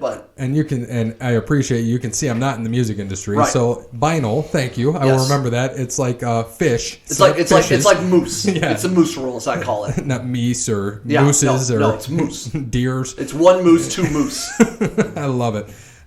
So with the what has been your biggest beef, Cody, with AEW so far? You know, honestly, I don't really have any just yet. Okay. I mean, you just got to give them a chance. They just started. You know, they've done a lot of great things to be around less than a year. Mm-hmm. You know, they're on TV. It's on a major quote unquote cable network. You know, they have pay-per-views. They're streaming. You know, everything that everybody claims that they want other companies to do, like WWE, they're doing it. And they're also doing it in their own lane. Yep. So, and I think a lot of people, they take a lot of time and they try to nitpick, just because they're new. You gotta think, WWE's been around, damn near 50, 60 years. Yeah. AEW, hell, half of the roster wasn't even alive when, when WWE had its golden, the golden era back in the 80s. Right. So. You got to give these guys a chance. And a lot of these guys have never been, on TV to know the types of things that you do. I will give them. They don't have the performance center, right? To where all these older wrestlers that WWE can afford to pay to train newer wrestlers on how to wrestle on TV. So I think that I don't really have many gripes really. Yeah. Just give them a chance. I mean, they have a few old heads in like Arn Anderson's back, Jim Ross. We know Dean Malenko's backstage. Yeah, Dean Malenko. And Kip Sop, as we know. Billy Gunn. We know he's back there. And they had fun with him, of course, at the WWE Hall of Fame when he got inducted and about that. So with that, I'm excited to see where they go from here. And we haven't talked about it yet. We talked about it before the show, but they are adding a second show. We don't know what it is yet. We don't know what day it will be. They've been extended to 2023. And that's the other part, which is great. Which is awesome. That's amazing. I think the biggest thing, like my first gripe for it a little bit is you should have established a mid-card title. And you should have established it a lot sooner. I understand not bogging down your company with too many titles. Then that just waters down the title, and there's no reason for it. However, you need a World Heavyweight title. You need a Women's title. You need a Tag Team title. But you need to have that secondary title. Well, what about NXT? I mean, they just brought on a secondary title. And that's very recently. And NXT's been around for since 2010. It took them 10 years to get a secondary title. That's true. So why does AEW need a title right out the bat? I think if the WWE had the capability to do it, the roster to do it, and then do it. AEW doesn't have that roster, so why do they need a mid-card title? I love the idea of having what like the Intercontinental title used to be. If you were the Intercontinental Champion, you were the number one contender for the world title. And I feel like that idea was also a great idea. And also, sometimes, let's be honest, I love the idea of like your whole roster can be filled with all these superstars that at one point, at a certain point, anytime, one of those people can run the company, could be the face of the company. But we can be completely honest. There are certain people and there's certain just how they are portrayed or how they're booked. There are certain people that will never be the face of the company. Okay, so, all right. Now, they just showed Roderick Strong with the North American title. Right. Can you honestly say you give a damn about the North American title? I like the North American title, but it also treats it as... Does it really matter? Does it matter who's holding that title? Yes, I understand that, but I like the idea. First off, the North American title is probably one of the better looking titles WWE has. We have talked about that. I do love that it's title. Probably one of the and next, I like the UK title. I was just going to say, next to the UK titles, the NXT UK titles, which WWE has too many titles. And yes, that is fair. I'll give you that. The North American title, nobody really cares about the North American title because you're not giving it a chance. Right. And if and that's the thing with AEW, if the whole goal in any promotion is to be world heavyweight champion, shouldn't that be and that's the whole point with AEW right now. That's what everybody's trying to become. Who says, as soon as if you debut a guy, who the fuck says, yeah, I came to be North American champion. That was a goal in my life as soon as I was a kid. Right. I seen Roderick Strong and I said, damn it, I want to be him. Hey man, some people might. I think the idea of just those are the titles that are the stepping stones to the world title, and we have a slew in AEW. We have a slew of great wrestlers that are not getting much time to shine, which I can understand having one show for 2 hours and a AEW dark show, which they're starting to build their storylines with as well. That are all the dark matches. But we have guys like Shawn Spears, like Darby Allin, like Sonny Kiss, like Dustin Rhodes. There's these guys that are not in the tag team division, and they're not going for the heavyweight title. So they're just kind of floating in limbo. Mrs. Ricochet there. And I just Casey Catanzaro. Yeah, that her whole gimmick is she was on American Ninja Warrior. Right. So she can climb things better than others. She's Spider-Man. Okay, cool. I feel like you need to at least show at least a little bit, and it goes back to my first point. The person who held the secondary title, at least back in the day, if you were Intercontinental Champion, you were a number one contender for the for the world title. NWA started doing that as well, right?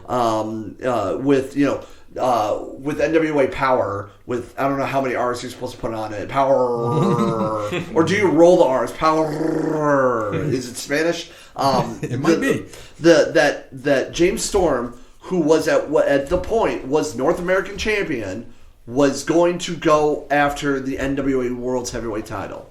So when you hold that secondary title, you are now in line. You are the next man or woman or whomever to take on the world champion. I just feel like a secondary title will give some people something to fight for that are not currently in the world title picture right now. I guess, but I mean, you got to think. New Japan has done it forever. New Japan has never had a secondary title. Yeah, and they introduced 2 secondary titles within the last recently. 10 years, and they never needed them. You know? I mean, even WCW, at one point, it was just, they had the U.S. title, but then there were a lot of guys, the TV title. Yeah. But then there are a lot of guys that were world heavyweight champion and were world heavyweight champion before they even thought about becoming U.S. champion or TV champion. And for a lot of people, like we talk about the guys like Jericho, Malenko, all those guys, Rey Mysterio were the cruiserweight division and had that and going on. And it was interesting to see how that kind of transpired and went over time. And now those guys, I don't want to say now, but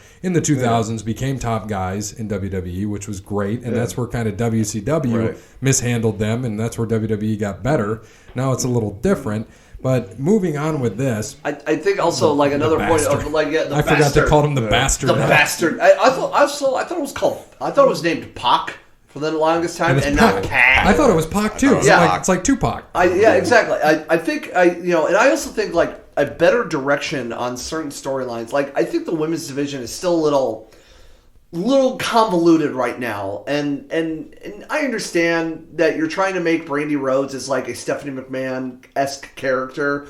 You can't make the women division by her, right? And I also know that it's a lot harder. And Cody has mentioned this in interviews. So like they have a lot of international talent that travel to the United States. But what is going on what is going on politically right now? It's getting harder and harder. It's making it harder for a lot of those people to travel, to commute from England, Japan, or whatnot, to come to America just for a stint of a week or whatnot. It's getting a little bit harder for them, so they can't build the roster of a lot of those other other wrestlers as well. I can understand that. I think they have a really solid roster, and I think it's only going to get a little bit better. I also hope that AEW does not grab every WWE person that is fired.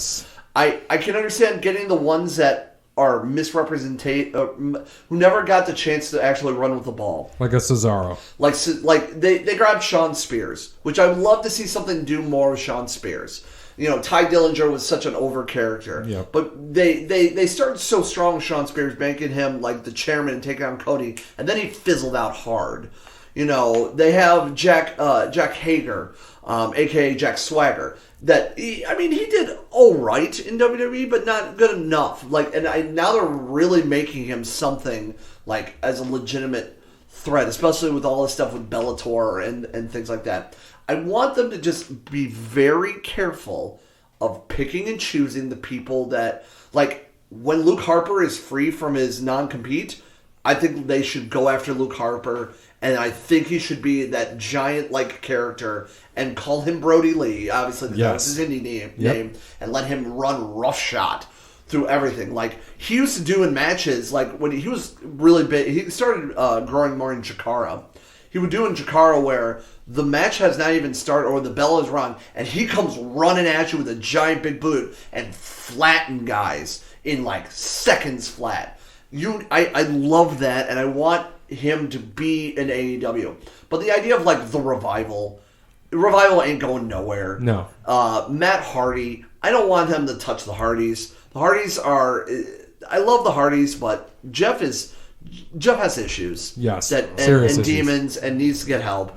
Matt Hardy has done it all, seen it all. He does not. If he does anything with AEW, I want him to be like Billy Gunn, like Jerry Lynn, like this coach-like idea. And that's how I was like with Matt. It's funny you mentioned Matt Hardy. Mm-hmm. I bought his shirt because I could not stop laughing. So I bought this. So when I cut my grass, I have the tank top that says "Mower of Lawn." Yes. So the person across the street's like, you have a lawn mowing shirt? I'm like, you don't understand. If you don't watch wrestling, you wouldn't get it. It's crazy. Like I want them to be very careful who they pick and choose and everything. Absolutely. I don't mind the idea of big pay-per-view events and doing only 4. That means there's something important. But that means also I still think you should put like pay-per-view almost like names or events or things like that every couple of months as well in that in-between. Right. They are still building. They're 1 year. They're going to have their growing pains. I think they are finding their stride. And I think I like where the direction's going, and if the ratings and everything was going to get better, and with a secondary show, whenever that happens, that's going to bring a lot more attention to a lot more superstars that we can do it. But I think the intentions are very good. I cannot wait for more for it. So one question for all of you, big question. Would they be where they are without Chris Jericho? You can start with you, Cody. Would they get there without Chris Jericho? Where they are right now. Granted, probably. I think they would have got there eventually. They would have gotten there, just not as fast. Okay. Yeah, not to where they're at right now. No, you're right. I think Chris Jericho adds as a household name that people know. Yep. Wrestling fans of new and old, wrestling fans that were really big and then they have soured upon and left watching and then came back. I'm one of them. I left watching wrestling because a close personal friend of mine passed away, and we all wrestling was our bonding point. Yeah. So it was only not until the last few years that I've gotten really big into it again. And I think we could tell you've gotten big into it. All the things you know about it, it's fantastic. I think they would have eventually got there. I'm also just still questioning the idea of Cody Rhodes never challenging for the title ever again, and that's they're sticking with that. I don't know for how long. My fear was that they were going to put it on him right away. Yeah, I think everybody. That was my big fear. I think he's one of the biggest baby faces of the company, and now he can't get the title. And they'll find a way, of course. I think they'll eventually find a way. If you win this Rumble that they have, some kind of over-the-top battle royal. Something. But at the same time, Cody's kind of like a Jake the Snake. Does he necessarily need the title? No. He's not like Roddy Piper. Why put it on him? No, Piper never needed the title. Never why got put the it title on him if he doesn't necessarily need it? Right. Yes. And he might not. And I like what he's doing because he's involved heavily behind the scenes. Yeah, I think that's his focus. I think that's the best thing that they've done so far. So he's like Triple H without the title. I just want AEW to come to Toledo. So when they do the press rounds, we will end up. He'll do radio interview, and I'll get to interview Cody Rhodes, and I will flip my shit. That would be awesome. I think that's. I've met a handful of wrestlers because of being in the radio industry. I met Mick Foley, super nice in person. I met Sheamus, dude's huge. Actually, when I was in college, I had the opportunity to shake John Cena's hand backstage. And that dude is massive. His hand is very large. I remember we had. Were you with us or was it Kenny? We had front row seats at a live event for WWE. This was 10 years ago, and I remember my wife at the time, who is now my significant other. And whatever you want to call it. So she was obsessed with Randy Orton. Obsessed. We're in the front row, and Cena is fighting, and you realize Cena's not tall, but he's just jacked. He's jacked. And Orton's there, and Orton keeps doing his poses and looking, and he's looking our way, and I'm like, man, is he looking at her? And I'm getting jealous. I'm like, I can't compete with that. So he's looking at her. He's chewing on gum. Cena's popping him, and he turns around purposely, pops him, spits the gum out, lands right in her lap. Puts it in a pill bottle, forgets about it. Of course, it gets moldy later. I'm like, we could have sold that on eBay at the time for some money for somebody. But it was one of those things that you're like, gosh, you how they build him, of course. Oh, he's 6'2", he's 260. Orton's 6'4", and I'm standing with Orton. I'm like, this motherfucker's no bigger than 6'2". He's barely taller than me. Yeah. But that's how they got to build him up, and we know that, of course. So with AEW, I want to switch gears. We were not going to cover WWE heavy, but we've got the Royal Rumble coming up next Sunday. So this is going to release on the 19th. That is on the 26th. So just kind of how do you feel about, there's some early predictions. One of the big rumors right now is Edge is cleared to come back. Do you think he's a surprise, which it wouldn't be a surprise now, but entrant into the Rumble? No. I love the Royal Rumble. Royal Rumble's been one of my favorite pay-per-views, and that and Survivor Series. Yes. But Survivor Series just fizzled. Devolved the last into whatever. 5 years has sucked. And Royal Rumble, I'm not even excited for the Royal Rumble.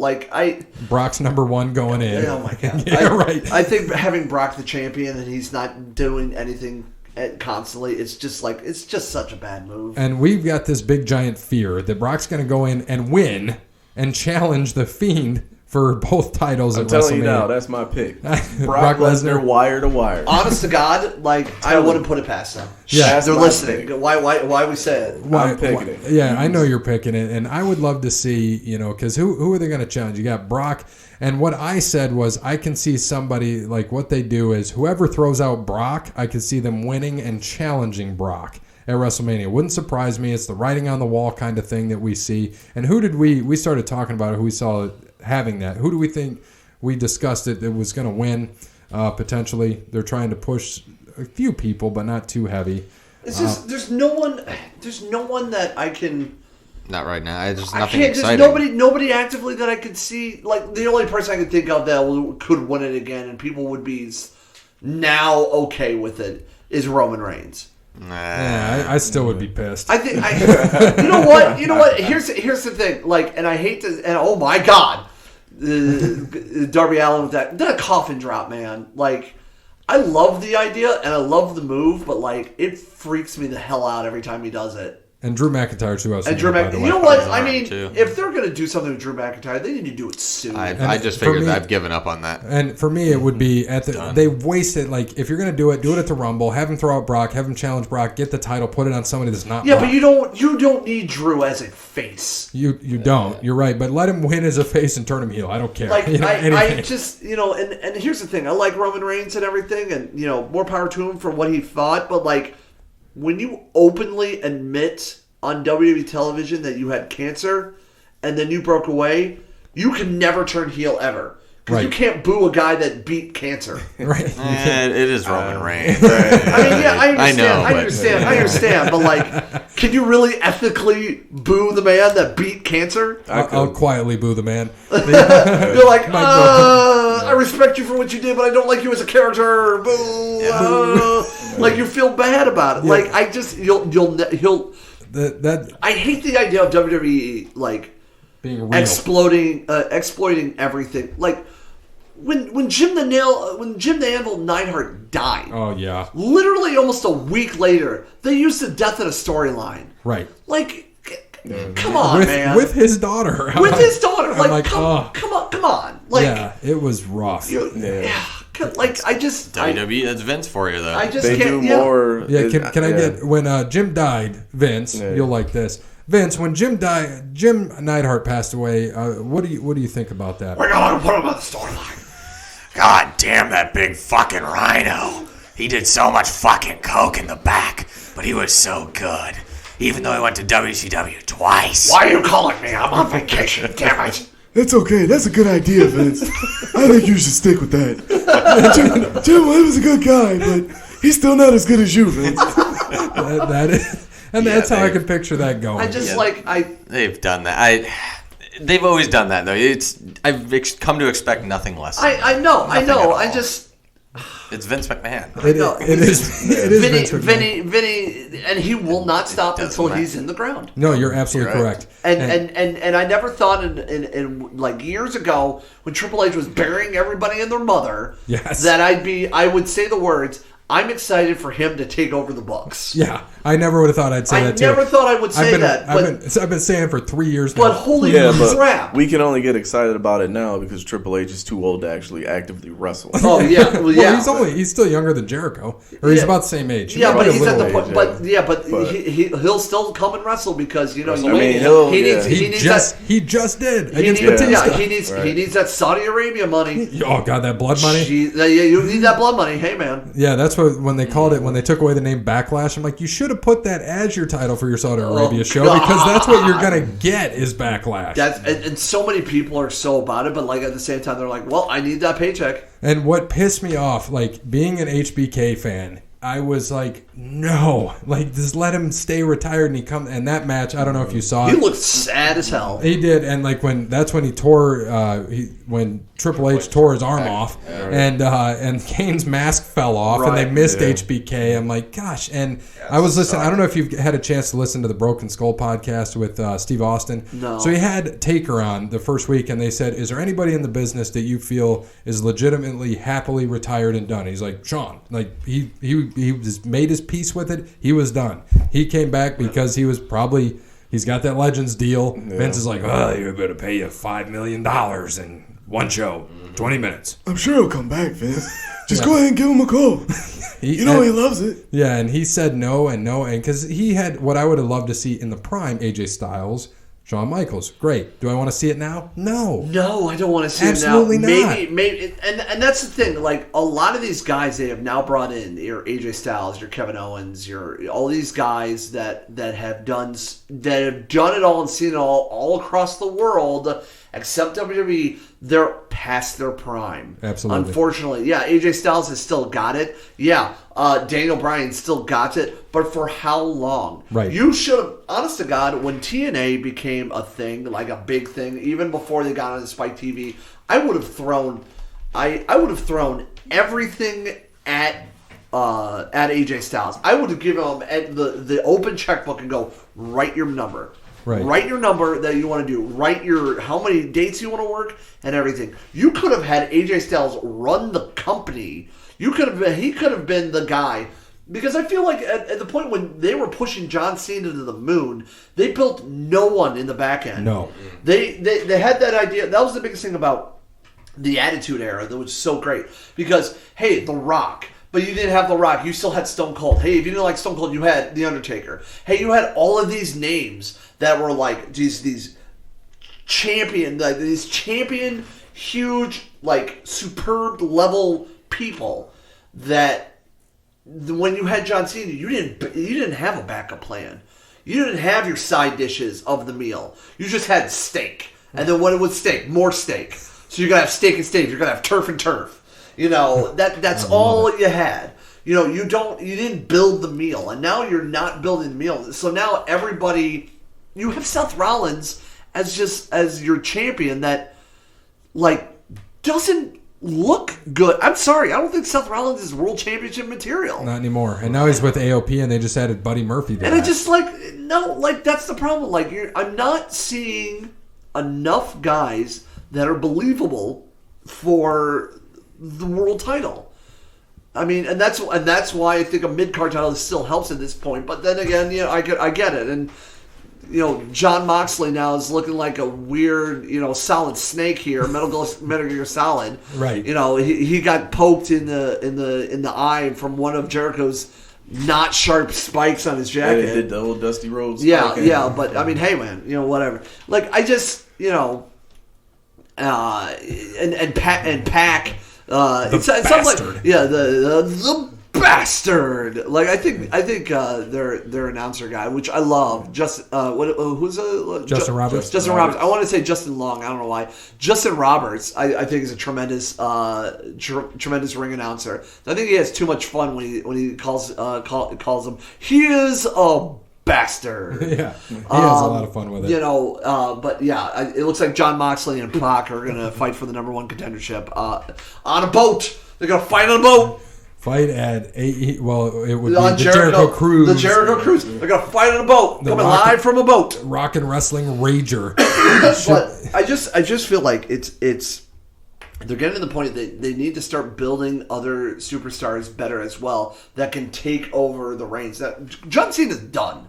Like, yep. John Cena is done. And remember when that huge feud was like, oh, he was against The Rock constantly and saying like, oh man, I'm always gonna be here and everything. And then Cena was starting to get that Hollywood money. Yeah, he's and now he's done. What did they say? Last year was the first year he didn't fight on a pay-per-view. Yeah. That's because The Rock was the New York Yankees, and everybody in WWE wanted to be the Yankees. You know, like you hate the Yankees until you become the Yankees. Right, exactly. Right. It's like a Red Sox fan. You know, all the times they talk shit about the Yankees, and then you know you become what you hated. Yep. Now what? That's absolutely it. So with this, this next decade of wrestling, what do we want to see from here? I mean, we've got wrestling back. We're starting to see more and more, not just AEW. Obviously, AEW to us would be second in terms of viewership with WWE. New Japan's getting big. Impact's making changes. Ring of Honor's making changes. NWA is a thing. Yeah, because they have the whole studio. I love so it. That's so dope. It's dope and it's not dope. It's so dope. It still throws me off that I'm so used to having wrestling entrances and they just kind of come out and they're in front of a studio audience. Even the beginning thing of NWA Power, it feels like it's a sitcom that all of a sudden I'm going to see Jaleel White at the end of it. Here's Nick Aldis, here's Eli Drake, here's Cowboy James Storm, here's Jaleel White as Urkel. Yeah, you gotta think, a lot of the old wrestling shows, that's how they started. That's how they did it, yeah. And it's a throwback, and it's nice, man. They stay in their own lane. They're doing what's old is new again, and I think the NWA title is the most beautiful title just about of all time. It is, and I would love if I would never buy an adult size replica, but if I really did, if I had the money to do so, but I don't because adulting is hard. Yes, it is. So adulting's hard, and I work in radio in 2020. Is that I would love a actual adult size replica of the NWA World Title, not any of the WWF titles, not even the AEW title. I love the titles for AEW is nice, but he's got my favorite title. You gotta do it, man. What's the title you have that's my favorite? Oh, I got the $1 million belt. Oh yeah, $1 million belt's nice. Because you have the actual replica, full size. It is beautiful. My buddy created a Pabst Blue Ribbon wrestling title. I love it. It's dope as hell. Yeah. Oh my gosh. I'll show you a photo. I think I still have the photo, but yeah, it's dope as hell. What I want to see in wrestling, I mean, first off, do their own thing. Don't try to reinvent the wheel. Be different.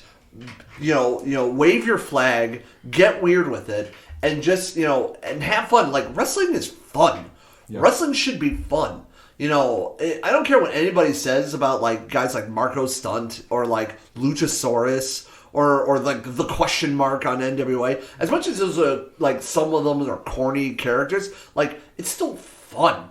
Wrestling should be fun. It should be believable enough that you suspend the idea of disbelief. Right. To see these men and women do what they want to do. That was one of my favorites when you mentioned Luchasaurus. A boy and his dinosaur. It's just this giant dude that throws kicks around who's 6'5", and he's muscular. He looks good. And he's he wears a dinosaur mask and he's Luchasaurus. Because the boy is what? Luke Perry's kid? It's Luke Perry's kid. It's Jack Perry. Jack Perry, yep. And with 10 years, what do you want to see?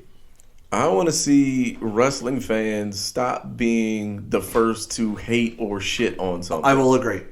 I'm so tired of it. That everybody, when AEW first started, they were quick to shit on AEW because they were nothing like WWE. But then in the same breath, they'll turn around and shit on WWE. Right. It's stop being so quick to shit on everything. And just be a fan. Yeah, just be a fan. Just shut the fuck up, sit there and watch it. Because you're going to watch it anyway. Right. So just shut the fuck up and watch it. You're going to watch it. Well, I don't know. I'm not. I haven't watched Raw or SmackDown in several weeks. Very true. Very true. I just can't get into it. I don't have 3 hours of time to watch that. Right. And I want pro wrestling as a whole. I want wrestling to get back to where, like you said earlier, I want to be able to suspend my disbelief. Right. People shit on Luchasaurus, but yet those are the same fuckers that'll, believe everything in The Undertaker. Oh, yeah. Right. They'll tell you The Undertaker was greatest all the time, but then shit on Luchasaurus. Right. It's you can't do that. You can't have one without the other. Exactly. Just sit back, relax, suspend your disbelief, and enjoy it for what it is. And what about you, Bear? What are you thinking? Well, good luck. That'll never happen because there's Twitter and Facebook. Right. Social media exists. That's also why wrestling was so great 20 years ago because social media didn't exist. Right. Yeah, that's true. So it's not going to get any better on that platform. It'll only get worse. No, for me, I agree with both of you, but unfortunately there, Cody, while I agree with you 100%, it's just not going to happen. and with you, Peapod, there needs to be uniqueness. There needs to be, it has to be. We can't all just sit here and can't sit here in a high spot era forever. You gotta have you gotta have your grinders. You gotta have your wrestlers. You just can't do triple moonsault planches off the top rope anytime that you get or my biggest thing now is how everyone just dives. There's 5 guys down there, and someone just dives off the top rope into them. For sometimes it's fun, it's cool, I like it, it's funny, there's good spots. Most of the time it's just stupid. Like DDP literally just did it on AEW. Right. I mean, it's like, why is DDP? DDP's 60 years old. Why is he going off the top rope into?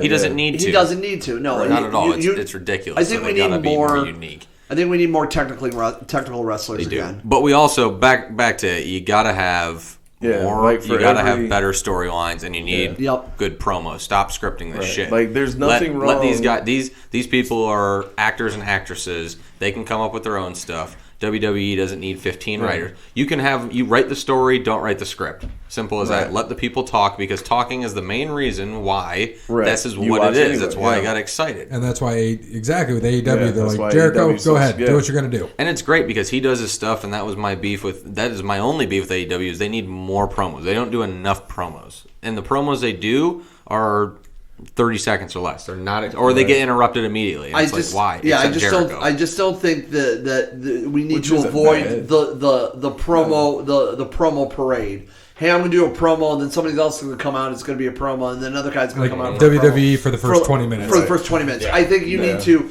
I think the reason they are shortening their promos a little bit is because they only have 1 2-hour show. Right. While WWE has a 3-hour, a 2-hour, has 2 3-hours show, 12-hour kickoff show, 12-hour WrestleMania, WrestleMania 24/7. I have like zero interest to watch WrestleMania this year because I cannot commit. Stay up from 3 p.m. until midnight. Yeah, exactly. I cannot commit to 6 hours of wrestling. Right. I cannot. I can't. I won't say that. I can't commit to 6 hours of WWE wrestling. Okay, because I've been New the guy. Japan. Yeah. I was the guy that called off from work to watch Wrestle Kingdom. Wrestle Kingdom took a nap. I took a nap at like 6 o'clock in the evening. Woke up around 11:30 and watched it. And got ready at 2 o'clock in the morning. This past Wrestle Kingdom, to be honest, I'm not a big Naito fan. I'm really not. I don't understand the appeal of him. But you got to understand his story. I understand the story. You got to know Naito from the very beginning. Right. Then, that from the beginning, then you understand. I understand why they did it, and I understand why they did the story. I just personally am not a fan of Naito. I think the Destino is a terrible move. I hate moves that you have to overcomplicate or have a setup for. I love Christian. I think the Unprettier is a terrible move. Right. I love Kenny Omega. I think the One-Winged Angel is convoluted. I love moves that you don't need a super big setup to do.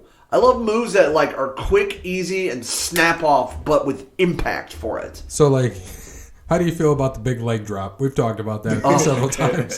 So the leg drop and the people's elbow. Those are the ideas of these big they're the big showy moves that have an impact, and it was just that point in time when wrestling was. I love it. Give me I love the Tiger Driver. I think that's one of the smoothest moves you can do. And that's cool. It's unique enough that it's not a mid-match move, but it has impactful enough to be a finisher that can be unique enough to make it your move. People giving people choke slams. It's just whatever, or different suplexes can work and things like that. I like moves that are unique enough that when you see them, you can recognize them and go, oh, that's their finisher. They hit it. Done. The match is done. And then it's done. Exactly. I like New Japan. I'm interested in where they're going to go. I'm interested where I love the idea of Bullet Club. But I think it's getting to the point that they need to do something, and they need to do something fast with Bullet Club. Because Bullet Club has gotten to the point now where every wrestling event you're going to, you're going to at least find 3 people with a Bullet Club T-shirt. I will be one of them.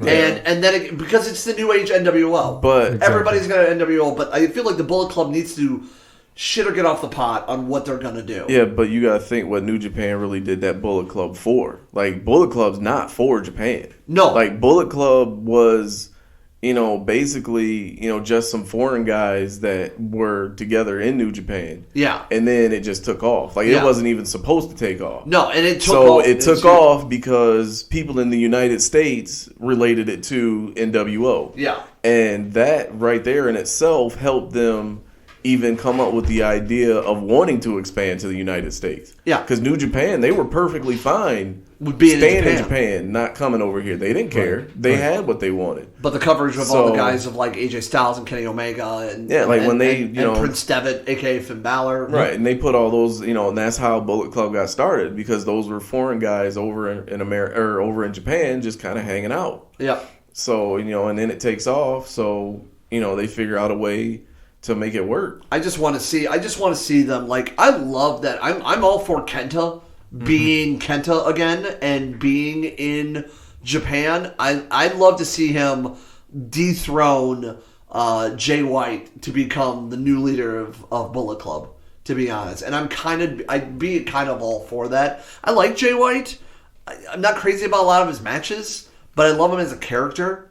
And I'm very interested, and I'm really glad that Hiromu is junior champion again. I think it's time just for the fact that he's back. Which is huge, because he could have almost retired with how bad that neck injury was. Damn near died. Yeah, I think it's time for Will Ospreay to move into the heavyweights. Yes. And I could see Will Ospreay becoming Intercontinental Champion by the end of the year. Yeah, I can agree with that. I can. He's too big for the juniors. He is. And he's so good. He's getting he's getting a lot better. And he's one of those flippy guys that can actually still have some ring awareness for things and can still put on a good match instead of just doing flippy things. Yeah, without just doing flippy things for flippy things' sake.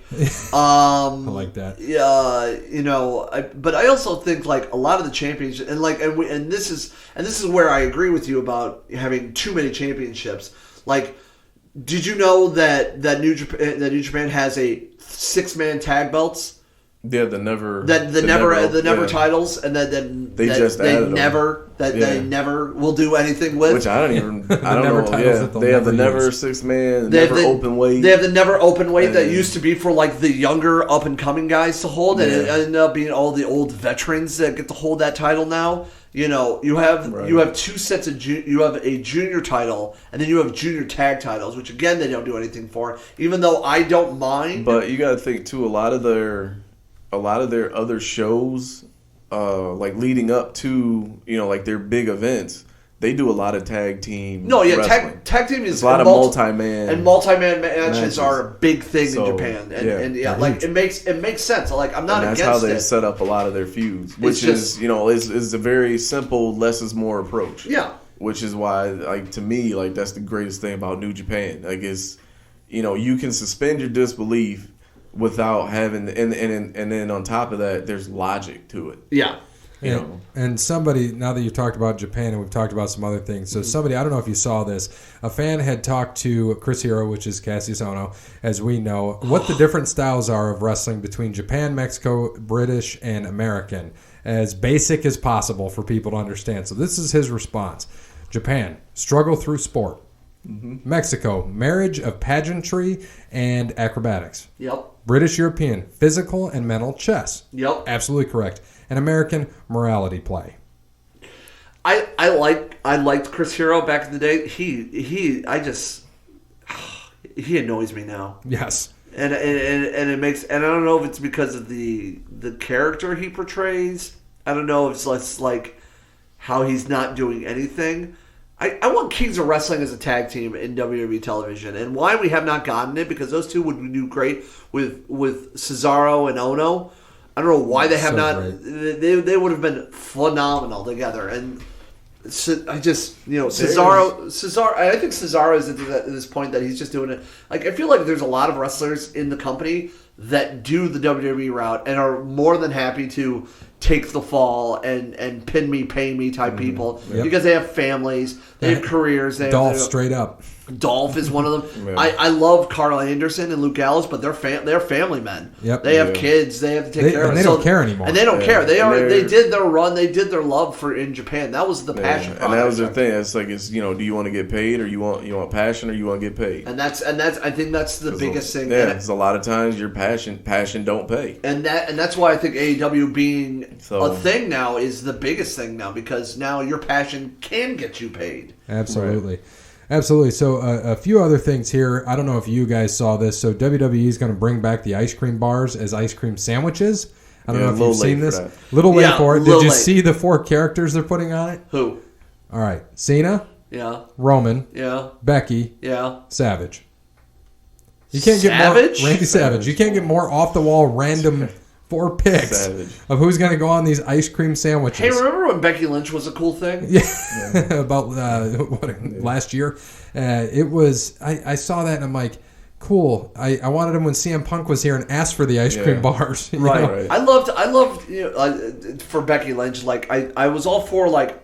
I think the problem I have with Becky Lynch now is it's not the idea. Like in some kind of idea, like everybody loves the story of the come up. They don't like him as the champion. Right. My problem with this is like you had that huge moment of like Becky getting her nose broken by everything, and then like she was so passionate and like she couldn't do more everything because of like she was out for like 3 weeks or whatnot or like I think it was like a month because she broke her nose. She had to get rid of the title. She had to vacate the title and all of that. And then when she came back, they buried her until Mania. Yeah. And it made no sense. Like you put your foot off the gas until nothing. So and now she was Becky Two Belts, and it just didn't. And I hated that nickname. And we talked about that actually. And again, we go back to the point that having way too many titles, having the brand split nowadays doesn't make sense. No, I think WWE's biggest problem is they don't have enough wrestling people doing the writing for a wrestling show. Yeah. I mean, fine. You want to have, people with Hollywood experience. Okay, that's fine. That's great. But if you're going to mix it, if you're going to try to mix it, is what you're claiming to try to do, then you need some wrestling people in there that can help you mix that in. And that's where, at least at this point right now, that's where they fail, and I think they lose a lot of people. Yeah. I think they could do, and she's better now, I guess. She's one of the biggest women's wrestlers now, and she earned her keep. She almost got fired, and now she's earned her spot, which is great. But I don't know. Something about the character now just kind of... I lost my taste in it. Yeah, and so usually what we have done on the show is we'll go back. So this is going to be released on January 19th, Sunday, and we go back into what happened on that day in wrestling history. So I went back. There's a few matches that had happened, Royal Rumbles, 3 specifically, 91, 92, and 97. Can anybody tell me who won the 1991 Royal Rumble? 91? Yes. So you got to think back. Hogan, yeah. Hogan. Do you know how long that match was? 58 minutes. It couldn't have been long. 5 minutes and 17 seconds. I don't know if that's right. I'm like, how is that possible? Don't they take 2 minutes to get out the right? Wouldn't that be his ring time? Yeah, it's his ring time. He's got to be in the ring for 5. He's been in the ring for 5 minutes. That can't be, and then you got Ric Flair. He won in 92, and that's when he won the title. Right. And that was a 62-minute. Was he in it for 60? I don't think he was in it. Yeah, he was in it. Was he in it for 62? Yeah, he was the second entry, I think. Yeah, he was third. And then 97 was... Third. Stone Cold. Because we watched last year at this time, we watched the 97 Rumble and did kind of a watch along on what that was. Did you play the Who's Dead in this Rumble match? No, we have not done that. Watch an older Rumble and then watch how many people are not alive. It's funny and sad at the same time. Yeah, that would make me sad. So where are they now? One thing I found here, and I'm going to do a points total. We'll go around the room this way. So this was for the decade of 2000, and this is WWE specifically, the decade 2010 to 2019. So do not count the 24/7 title. It does not count the hardcore title. Okay. So most title wins in that decade. So I'm going to give, there's 10 wrestlers, okay? And 3 of them are tied at 8. So once you start giving me those points, I'll do 3, 2, 1 on that. So if you get number 1 right, I'll give you 10 points. If you get number 2 right, you'll get 9, and down the line. Just most titles in general. Most titles in general. So we'll start with Peapod. Who do you think has the most titles in general in WWE from 2010 to 2019? Should be an interesting. Cena? Cena is tied for 3rd, so that's your first one. So I will give you 8 points for that one. All right. Bear? Orton. Orton is 8th, so you'll get 3 on that one. Cody? I'm going to go Sheamus. Sheamus is 7th, so we'll give you 4. Back to Peapod. Seth? Seth is actually 3rd. You are correct. So he's the other one that's at 3rd, so we'll give you 7 on that one. All right. Bear? Roman. Roman is not on there. I see. Roman didn't win that. Roman won matches. He never won titles that often. You're right. He would get buried at the top. Yeah. And we were all bitching, like, don't win, and then he wouldn't win. And now some people want him to win. Cody? Brock Lesnar. No. Definitely not. Miz is number 1. Mm-hmm. He's tied for number 1, but That you should get have 10 been on the that next. one. He should have been the next John Cena. He should have been WrestleMania 27 when I they. say that every time. People look at me like I'm crazy. I love What? The Miz. I like The Miz. I do too. What? The Miz should have been the next John Cena. He had one of the best promos when he he's was got getting more ready to fight charisma Cena. than Cena. He has charisma. He's got. That's about it. But if that's what your whole goal is to cross over, I mean, yeah. if I your agree. whole goal is to cross over, I love that he was the Miz on what is it, Real World? Yeah. And had Yeah. this persona, and he becomes that. That was Yeah. that was my thing. That's always left me a weird like, taste. why in my not? mouth. Hell, Mick Foley was Dude Love. Right. Right? No. Like, you know what I mean? You know, what's different? What's It's more? Mick Foley, and we know it. Yeah, I guess it's just Mick Foley. What do you got, Bear?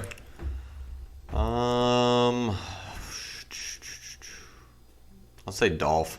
Dolph is 5th. So we'll give you 6 points on that. Cody Bryant. Daniel Bryan. Daniel Bryan is another one that is tied for 8th, so I'll give you 2 on that one because he's the second one. Back to Peapod. Who've give me all the people we've talked about, who we've named so far. So Miz, Rollins, Cena, Dolph. Who else did you guys say? Sheamus. Aren't you the one writing it down? Yeah, I'm writing the points. Right. And but there's so many that are tied. Jesus. And then Daniel Bryan, I just heard, right? And then somebody said Orton. Yeah. Women can count too. Oh, that would have been nice. Oh, then Charlotte. Yeah, that would have been nice up front. Yeah. Bear. So we've got 4, 5, 6, 7, 8. 2 left. One of them is tied for number 1. I think I might have the other one. Styles. No. Sasha Banks. No. Oh, okay. Well, I'm glad you said that because that was going to be my guess. But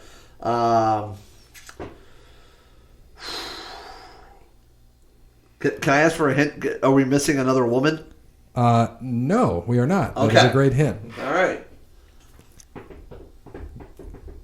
And these two guys, without giving too much away, are still active